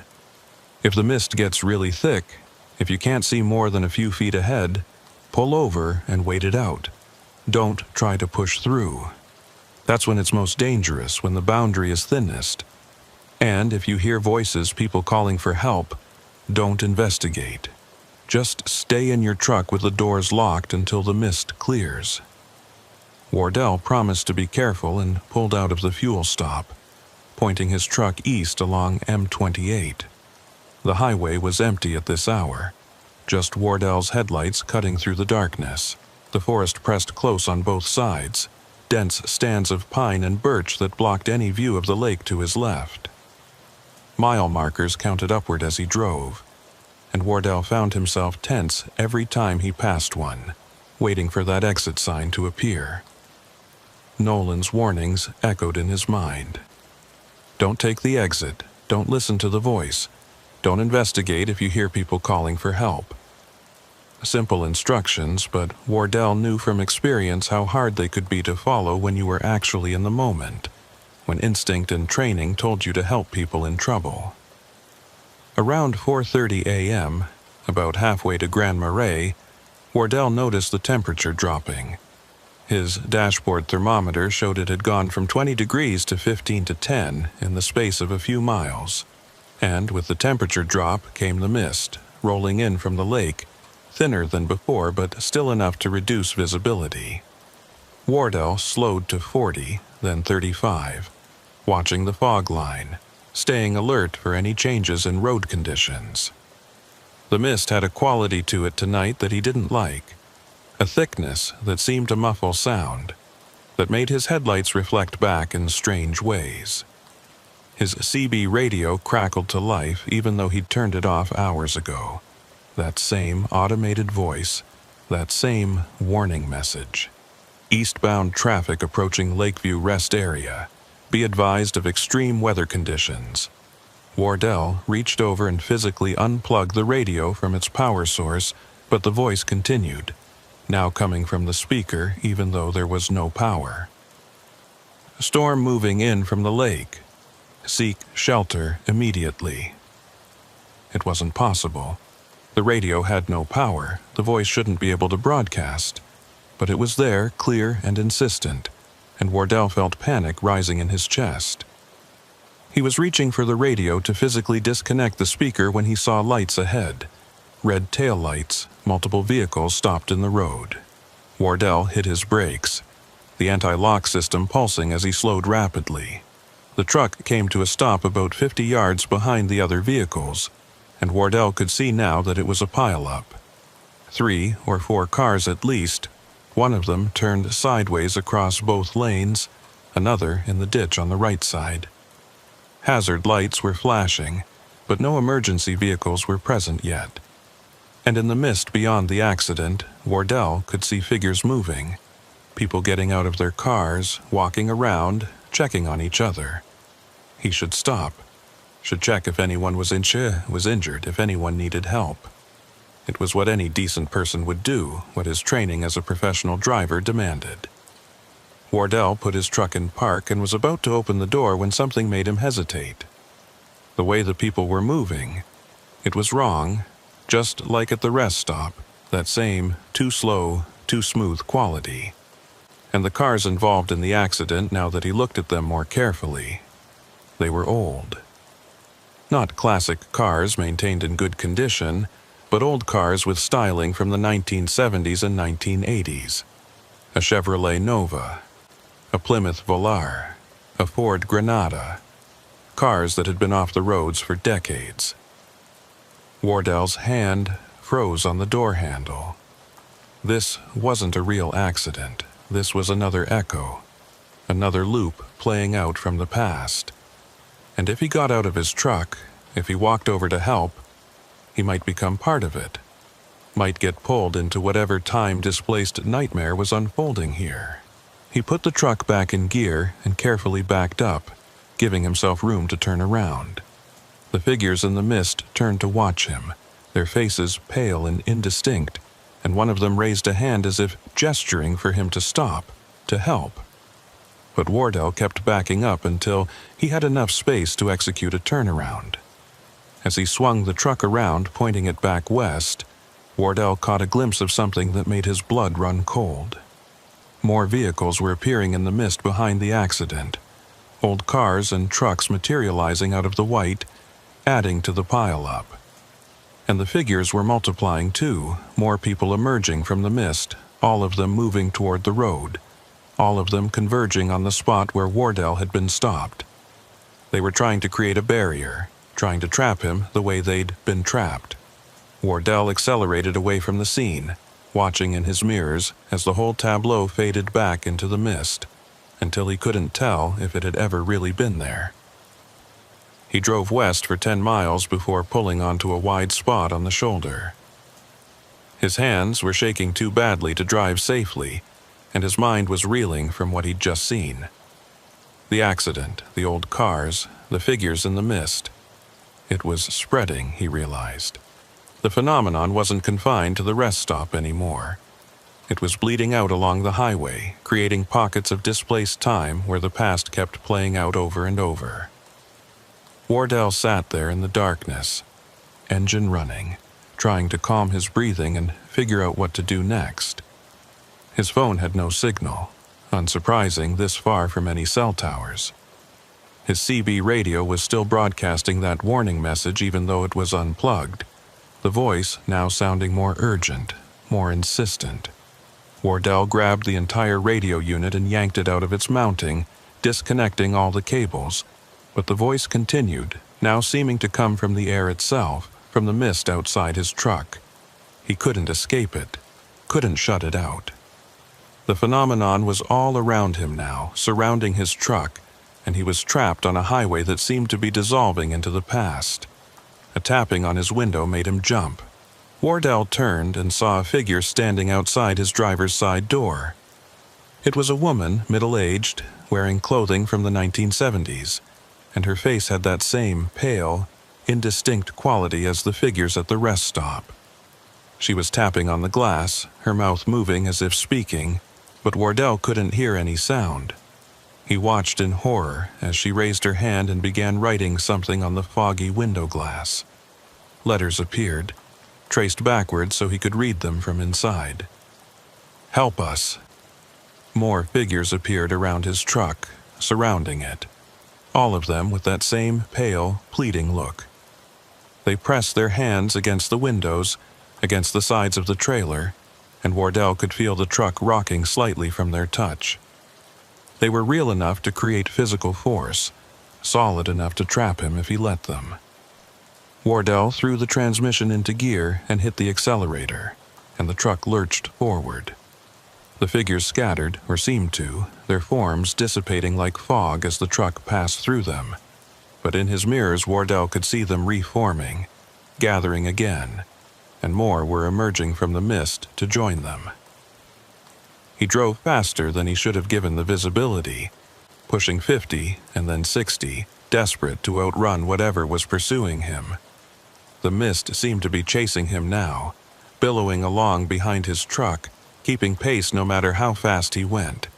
And in that mist Wardell could see shapes, dozens of them, hundreds maybe, all of the people who'd vanished along this stretch of coast over the years. They were all still here, trapped in the space between then and now, unable to move on, unable to rest. And they wanted company, wanted to pull the living into their eternal loop. Wardell saw lights ahead and felt relief wash through him. The Unexplained fuel stop, still open, still bright and normal and real. He pulled in too fast, his trailer swinging wide, and brought the truck to a stop near the building. The clerk came to the door, looking concerned, and Wardell jumped down from his cab and ran toward the light. Behind him, the mist was piling up at the edge of the fuel stop parking lot, as if unable or unwilling to cross onto the property. The figures were there too, visible in the white, watching him. But they didn't follow. Inside the fuel stop, Wardell collapsed into a chair, his breathing ragged. The young clerk brought him water and asked if he was okay, if he needed medical attention. Wardell shook his head, unable to speak, unable to explain what he'd just experienced. How could he tell this kid that he'd been chased by ghosts through the mist, that the highway was becoming unstuck in time, that the past was bleeding through into the present? The clerk would think he was crazy, would call the police or an ambulance. So Wardell just sat there, drinking water, watching through the windows as the mist slowly retreated back towards the highway. After 20 minutes, his phone suddenly had signal again, and it rang immediately. His dispatcher, wondering why the truck's GPS had shown him going backward, why he'd deviated from his route. Wardell made up something about dodging an accident, about having to turn around because of road closures. The dispatcher accepted the explanation and told him to get back on schedule. The delivery in Sault Ste. Marie was time-sensitive. Wardell promised to make up the lost time and ended the call. But he knew he couldn't go back out there, not on M28, not through the coastal sections where the mist could appear at any moment. He walked over to the counter where the clerk was restocking cigarettes. Is there an inland route to the Sioux? Something that doesn't follow the lake shore? The clerk pulled up a map on his phone and showed Wardell an alternate route, heading south through Manistique and then northeast on H63. It would add about 90 minutes to the trip, but would keep him away from Superior's coast entirely. Wardell thanked him and bought more coffee, then walked back to his truck. The mist had retreated completely now, the air clear, but Wardell knew it was just waiting for him to get back on M28, to drive into its embrace. Instead, he took the southern route, following the clerk's directions, putting miles between himself and the coast. The drive was longer, but uneventful, the roads clear. No mist, no figures, no echoes from the past. Wardell delivered his load in Sault Ste. Marie just after noon, apologized for the delay, and immediately called his dispatcher to request different routes for future runs. No more M28. No more coastal highways along Superior. He didn't care if it cost him money or convenience. He was done with that stretch of road. But that night, in a motel room in the Sioux, Wardell couldn't sleep. Every time he closed his eyes, he saw those figures in the mist, saw that woman writing, "Help us," on his window. They were still out there, still trapped, and he'd done nothing to help them. Couldn't help them. What could anyone do against something like that? Against time itself becoming unstuck, against the past refusing to die. Wardell lay in the darkness, listening to wind off the lake rattling his window, and wondered how many other drivers had experienced what he had. How many had seen the rest stop, had encountered the mist figures, had been chased along that cursed stretch of highway. And he wondered, with growing dread, whether he'd really escaped at all. Whether something from that place had attached itself to him, followed him away from the coast, was even now waiting for the right moment to pull him back. Because that's what Nolan had warned about. The place wanted to add to its collection, wanted to trap more people in its eternal loop. And Wardell had been there twice now, had seen the figures, had heard their pleas for help. He'd made a connection, formed a link, and links could be pulled on from both ends. In the darkness of his motel room, with the wind howling outside and the temperature dropping, Wardell heard something that made his skin crawl. That automated voice, faint but unmistakable, coming from somewhere he couldn't identify. Eastbound traffic approaching Lakeview Rest Area. Be advised of extreme weather conditions. Storm moving in from the lake. Seek shelter immediately. He sat up in bed, heart pounding, and realized the voice was coming from his phone. But his phone was off, powered down, sitting on the nightstand. He picked it up and the screen was dark, no power, yet the voice continued emanating from the speaker. Wardell threw the phone across the room and it hit the wall, breaking into pieces. The voice stopped, but in the silence that followed, Wardell could hear something else. Footsteps in the hallway outside his room. Slow footsteps, shuffling, like someone walking in shoes that didn't quite fit. And then a tapping on his door, soft and persistent. The same rhythm as that woman had used on his truck window. Tap, tap, tap, pause, tap, tap, tap. Wardell sat frozen in his bed, staring at the door, watching the shadow of feet visible in the gap beneath it.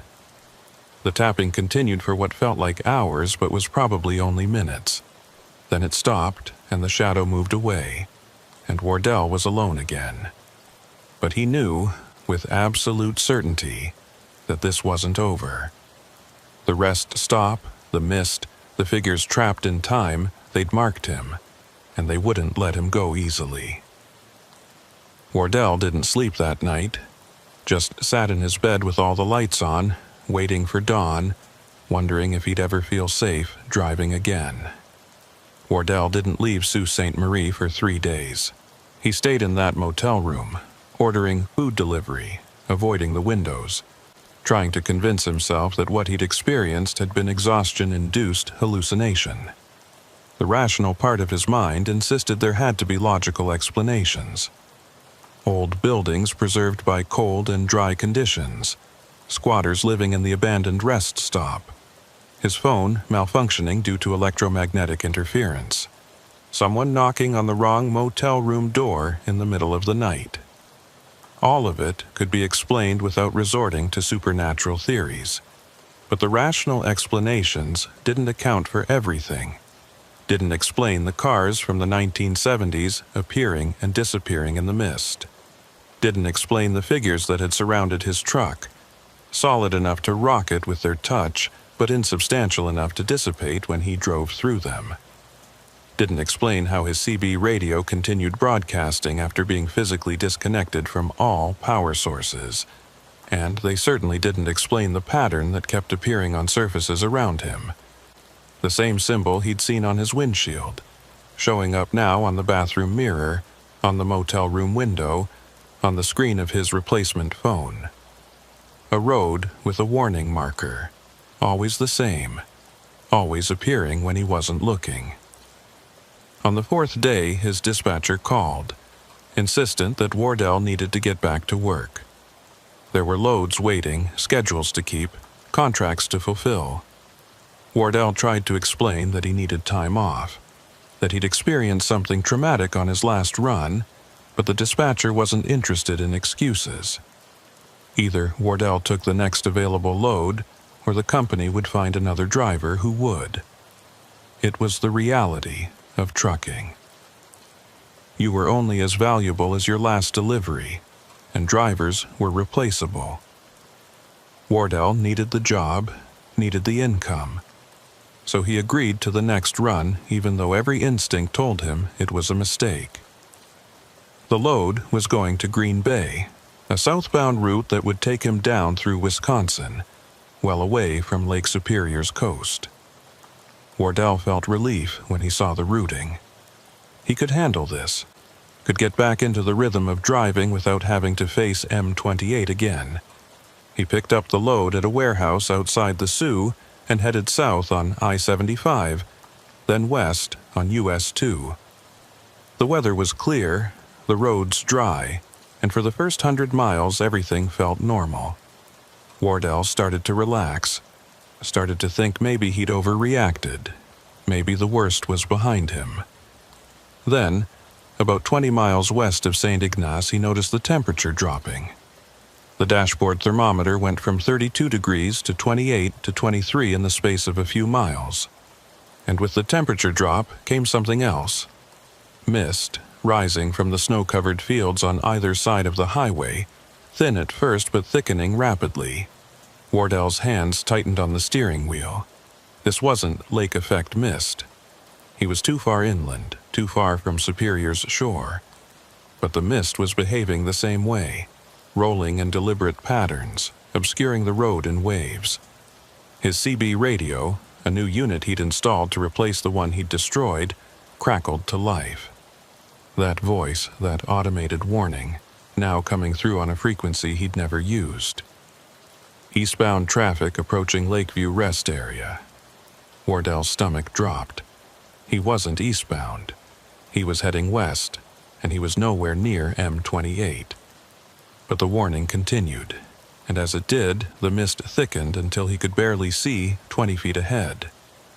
Wardell slowed to a crawl, his four-way flashers on, and tried to keep the truck on the road by following the fog line. Something appeared in the road ahead. Wardell hit his brakes and the truck shuddered to a stop, the anti-lock system pulsing. There, directly in his lane, was a vehicle. Not a modern car, but something from decades ago, a station wagon with wood paneling on the sides, its hazard lights flashing weakly. Wardell sat there, engine idling, trying to decide what to do. Every lesson from his encounter on M28 told him to turn around, to get away from this situation. But he was on a straight section of highway with no room to turn around, and the mist was so thick he couldn't see what was behind him anymore. A figure emerged from the station wagon. A woman, dressed in clothing from the 1970s, waving for help. Wardell watched through his windshield as she approached his truck, and even from a distance he could see that something was wrong with her movements, that same too smooth quality he'd seen before. She reached his driver's side window and tapped on it, her face pale and indistinct in the mist. Wardell didn't roll down the window, didn't acknowledge her. He just sat there, staring straight ahead, remembering Nolan's warning. Don't investigate. Don't help. Don't engage. The woman's tapping became more insistent, and then she began speaking. Wardell couldn't hear her through the closed window, but he could see her mouth moving, could see the desperation in her gestures. She was pointing back toward the station wagon, pointing at something Wardell couldn't see. Maybe other passengers. Maybe children. The scenario was designed to pull at his conscience to make him want to help. But Wardell kept his hands on the wheel and his eyes forward. This wasn't real. This was the phenomenon spreading, following him away from the coast, trying to trap him the way it had trapped so many others. More figures appeared in the mist around his truck. Men, women, children, all dressed in styles from past decades. They surrounded the cab, pressing their hands against the windows, their mouths moving in silent pleas. Wardell could see their breath fogging the glass, could feel the truck rocking slightly from their touch. They were becoming more solid, more real, and he knew if he didn't do something soon, they would find a way inside. He put the truck in reverse and began backing up slowly. The warning beeps loud in the enclosed cab. The figures scattered but didn't disappear, reforming behind and beside his truck as he moved. Then Wardell saw something that made his decision for him. In the mist ahead, beyond the station wagon, more vehicles were appearing. Dozens of them, maybe hundreds, old cars and trucks materializing out of the white. And between them, walking toward his position, were more figures. An army of them, all converging on his location. They were hurting him, Wardell realized, trying to force him off the road, trying to trap him in the mist where time didn't work properly and the past could swallow the present. He couldn't back up far enough to escape them all, and going forward would drive him directly into their midst. Wardell made a split-second decision. He cranked the wheel hard to the right and hit the accelerator, driving off the highway into the snow-covered field beyond.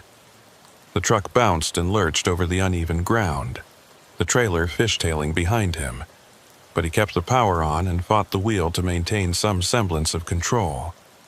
Behind him, he could hear metal scraping as the trailer tandems caught on something, but he didn't stop. He just kept driving across the field, praying he wouldn't hit a drainage ditch or a fence post hidden in the snow. The mist seemed to follow him, billowing across the field, and in his mirrors, Wardell could see the figures pursuing. They were running now, their movements becoming faster and more frantic, and the sight of them sprinting through the snow was more terrifying than when they'd been moving slowly. They were losing their facade of humanity, becoming something else, something that moved in ways that no living person could. Wardell pushed the truck harder, the engine roaring, the wheels spinning in the soft snow. He had maybe 100 yards lead on the nearest figures, and it was shrinking. Ahead, he could see lights. A farmhouse, isolated in the middle of the field with a barn and several outbuildings. Wardell aimed for it, hoping the presence of living people might offer some protection from whatever was chasing him. He slid to a stop in the farmyard and jumped from his cab, running toward the house. He pounded on the door, looking back over his shoulder at the mist rolling across the field, at the dark shapes moving within it. The door opened, and an elderly man stood there, shotgun in hand, eyes wide at the sight of an 18-wheeler parked in his yard. "Please," Wardell gasped. "You have to let me in. There's something in the mist, something that's been following me." The farmer looked past Wardell at the approaching white wall, and his expression changed from anger to fear. "Get inside," he said, pulling Wardell through the door. "Quick!" He slammed the door and threw multiple locks, then moved to the windows and began closing heavy wooden shutters that Wardell hadn't noticed before. "You led them here," the farmer said, his voice tight. "You brought them off the highway." Wardell stammered an apology, but the old man shook his head. "Doesn't matter now. They're here. We just have to wait them out." The farmer lived alone, and he knew about the phenomenon. "Been happening for years," he said as they sat in his darkened living room, listening to the wind and the mist pressing against the house. "Started back in '79 with that business at the rest stop, but it's been spreading ever since.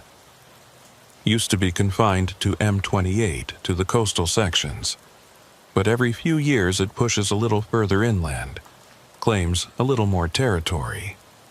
Now it can appear anywhere in the UP when conditions are right. Cold temperatures, heavy mist, and someone who's already been touched by it." He looked at Wardell. "You've been to the rest stop, haven't you? Seen the building?" Wardell nodded, twice, and I've been trying to avoid it, trying to stay away from that area. The farmer made a sound that might have been a bitter laugh. Doesn't work that way. Once you've seen it, once you've made contact, it can find you anywhere. The mist is like a bridge, connecting all the places where time got broken, and the things trapped in those places can use the bridge to reach out. They're looking for a way back, looking for someone to take their place so they can escape. He stood and peered through a crack in the shutters. They're circling the house. Won't come inside, not yet. Too much life here, too much present tense reality. But if we were to go outside, they'd take us in a heartbeat. They sat in the darkness for hours, listening to sounds outside that didn't quite match wind or natural movement. Wardell could hear footsteps on the porch, hands sliding across the windows, voices whispering words he couldn't quite make out. His phone, turned off and buried in his jacket pocket, began broadcasting that warning message again. The farmer told him to throw it in the fireplace, and Wardell did, watching the device melt in the flames. But the voice continued, now seeming to come from the walls themselves, from the very structure of the house. "It wants you specifically," the farmer said. "Wants you more than me. I'm old. I've lived my life. But you're younger. You've got years ahead. That makes you valuable to them. A better trade." Wardell asked what he meant, and the farmer explained his theory. The people who vanished in '79, they're not dead in any normal sense. They're trapped in the moment before death, in the space between living and dying. And the only way they can move forward, can finally die and be released, is if someone takes their place. One life for one life. That's why they keep reaching out, keep trying to pull people in. They need replacements. The eastern sky was beginning to lighten when the sounds outside finally stopped. The farmer risked opening one of the shutters and peered out. The mist had retreated, pulling back across the field toward the highway. The figures were gone, and Wardell's truck sat alone in the farmyard, looking absurdly out of place against the snow in the barn. "You should go now," the farmer said, "while it's light. They're weaker in daylight, less able to manifest. But you need to understand something. This won't stop. They'll keep coming for you, keep trying to pull you back, until either you give in or you find a way to break the connection." Wardell asked how to break it, and the farmer shook his head. "I don't know. Nobody who's figured it out has come back to tell the story. But I know this. Avoiding the coast won't help. Running won't help. The only thing that might work is confronting it directly, going back to the source, to the rest stop, and finding out what really happened there." He paused, looking at Wardell with eyes that had seen too much. "Find out if there's a way to release those people, to let them finally die. Because as long as they're trapped, as long as they're desperate, they'll keep reaching out. And eventually, they'll succeed in taking you." Wardell drove his damaged truck to a repair shop in Escanaba, where a mechanic looked at the bent trailer tandems and scraped landing gear and shook his head. "Lucky you didn't break an axle," the mechanic said. While the repairs were being done, Wardell sat in the waiting room and searched his phone for more information about the rest stop. This time, he found something buried deep in a local history forum. A post from 2011 by someone claiming to have been a state highway maintenance worker in 1979. The worker described being sent to the rest stop days before it was officially closed, tasked with removing equipment and supplies. "The place felt wrong," the post read. "Cold in a way that had nothing to do with temperature. And there were sounds coming from the walk-in freezer in the restaurant kitchen. Scratching sounds, like someone was locked inside. But when we opened it, there was nobody there. Just frost so thick it looked like ice sculptures, and a smell like winter and deep water." The worker went on to describe finding items in the freezer that shouldn't have been there. Personal belongings, Wallets, keys, pieces of clothing, all frozen solid and arranged in a deliberate pattern. It looked like someone had been trying to preserve something, the post continued, or trying to mark something. Wardell read the post 3 times, his mind racing. The freezer. Could that be where it started? Where the phenomenon was anchored? He searched for more information and found references to the site having been used for something else before the rest stop was built. An old ice house, where ice was harvested from Lake Superior in winter and stored for summer use. The pattern was becoming clearer. A location with a history of extreme cold and preservation. A building constructed on that site with a walk-in freezer. An unusual storm that brought unseasonable temperatures and thick mist. And 40 people who vanished without a trace, their belongings left behind.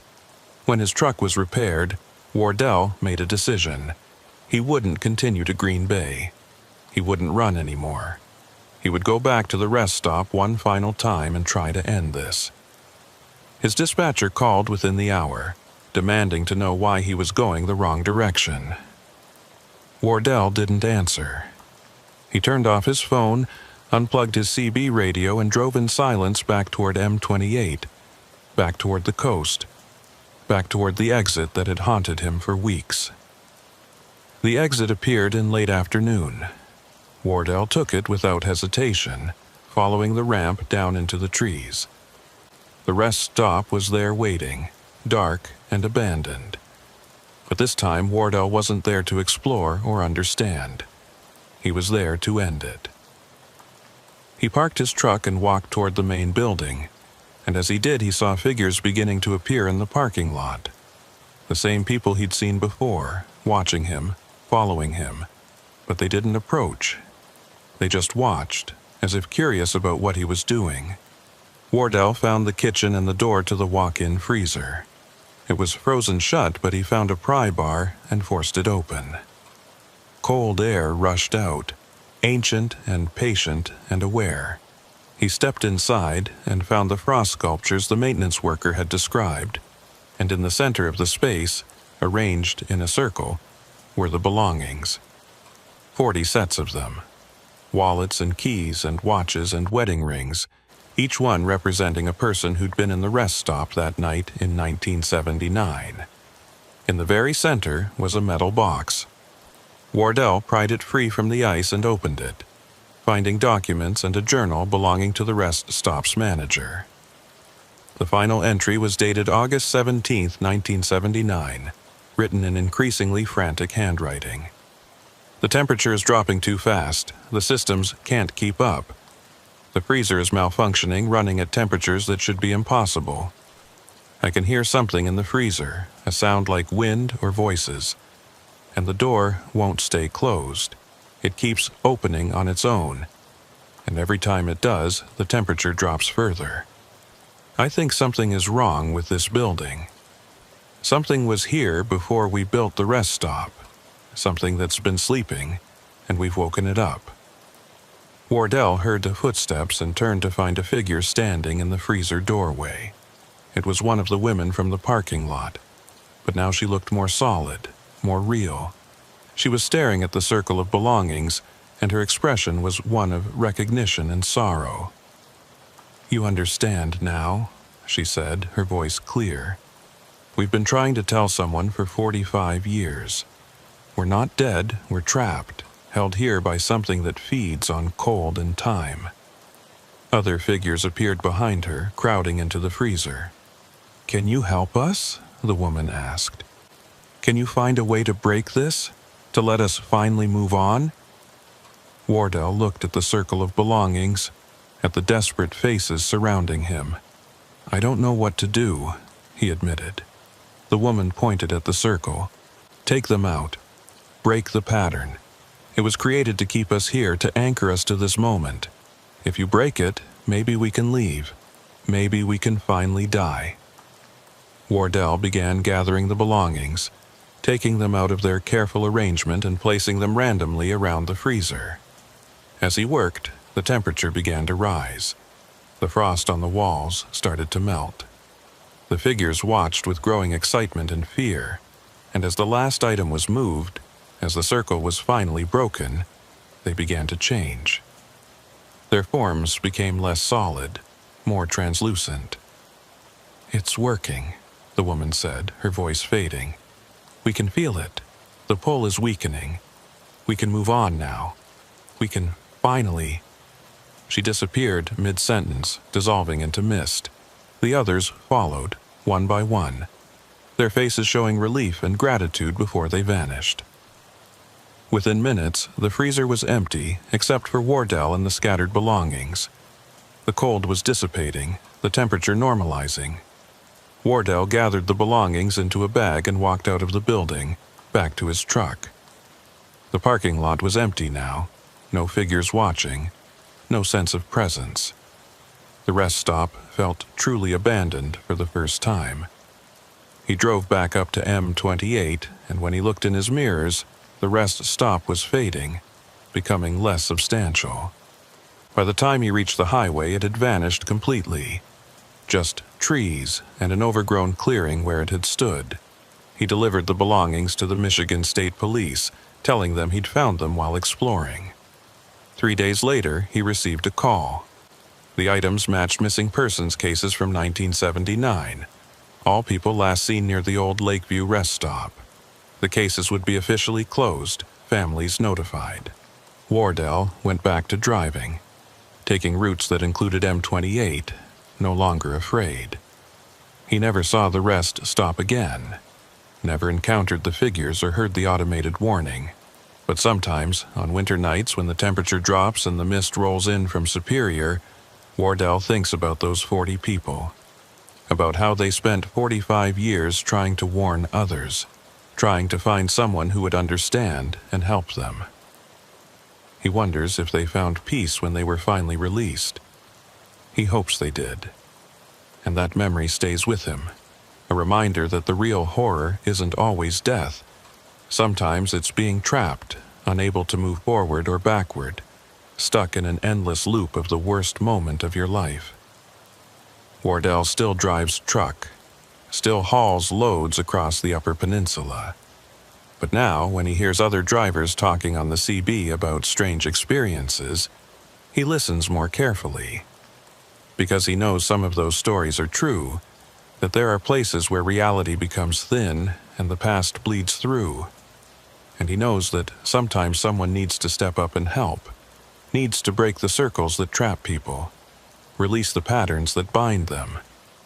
The highway stretches on, and Wardell drives it with open eyes, watching for signs, listening for warnings, ready to help if needed. Because if there was one place where time got broken, there might be others. And those people deserve to be freed. The mist still rises from Lake Superior on cold nights, still rolls across the coastal highways. But now, when Wardell drives through it, he doesn't see threats in every shadow. The supernatural has retreated, at least from this section of highway. But he knows it's still out there, somewhere, waiting in other forgotten places. And when that day comes, when he encounters it again, Wardell will be ready. Until then, he drives, mile after mile, through all the varied landscapes of the northern roads. And every time he passes where the rest stop used to be, he slows down, glances at the trees, and whispers thanks to the people who tried to warn him, even while desperately needing saving themselves.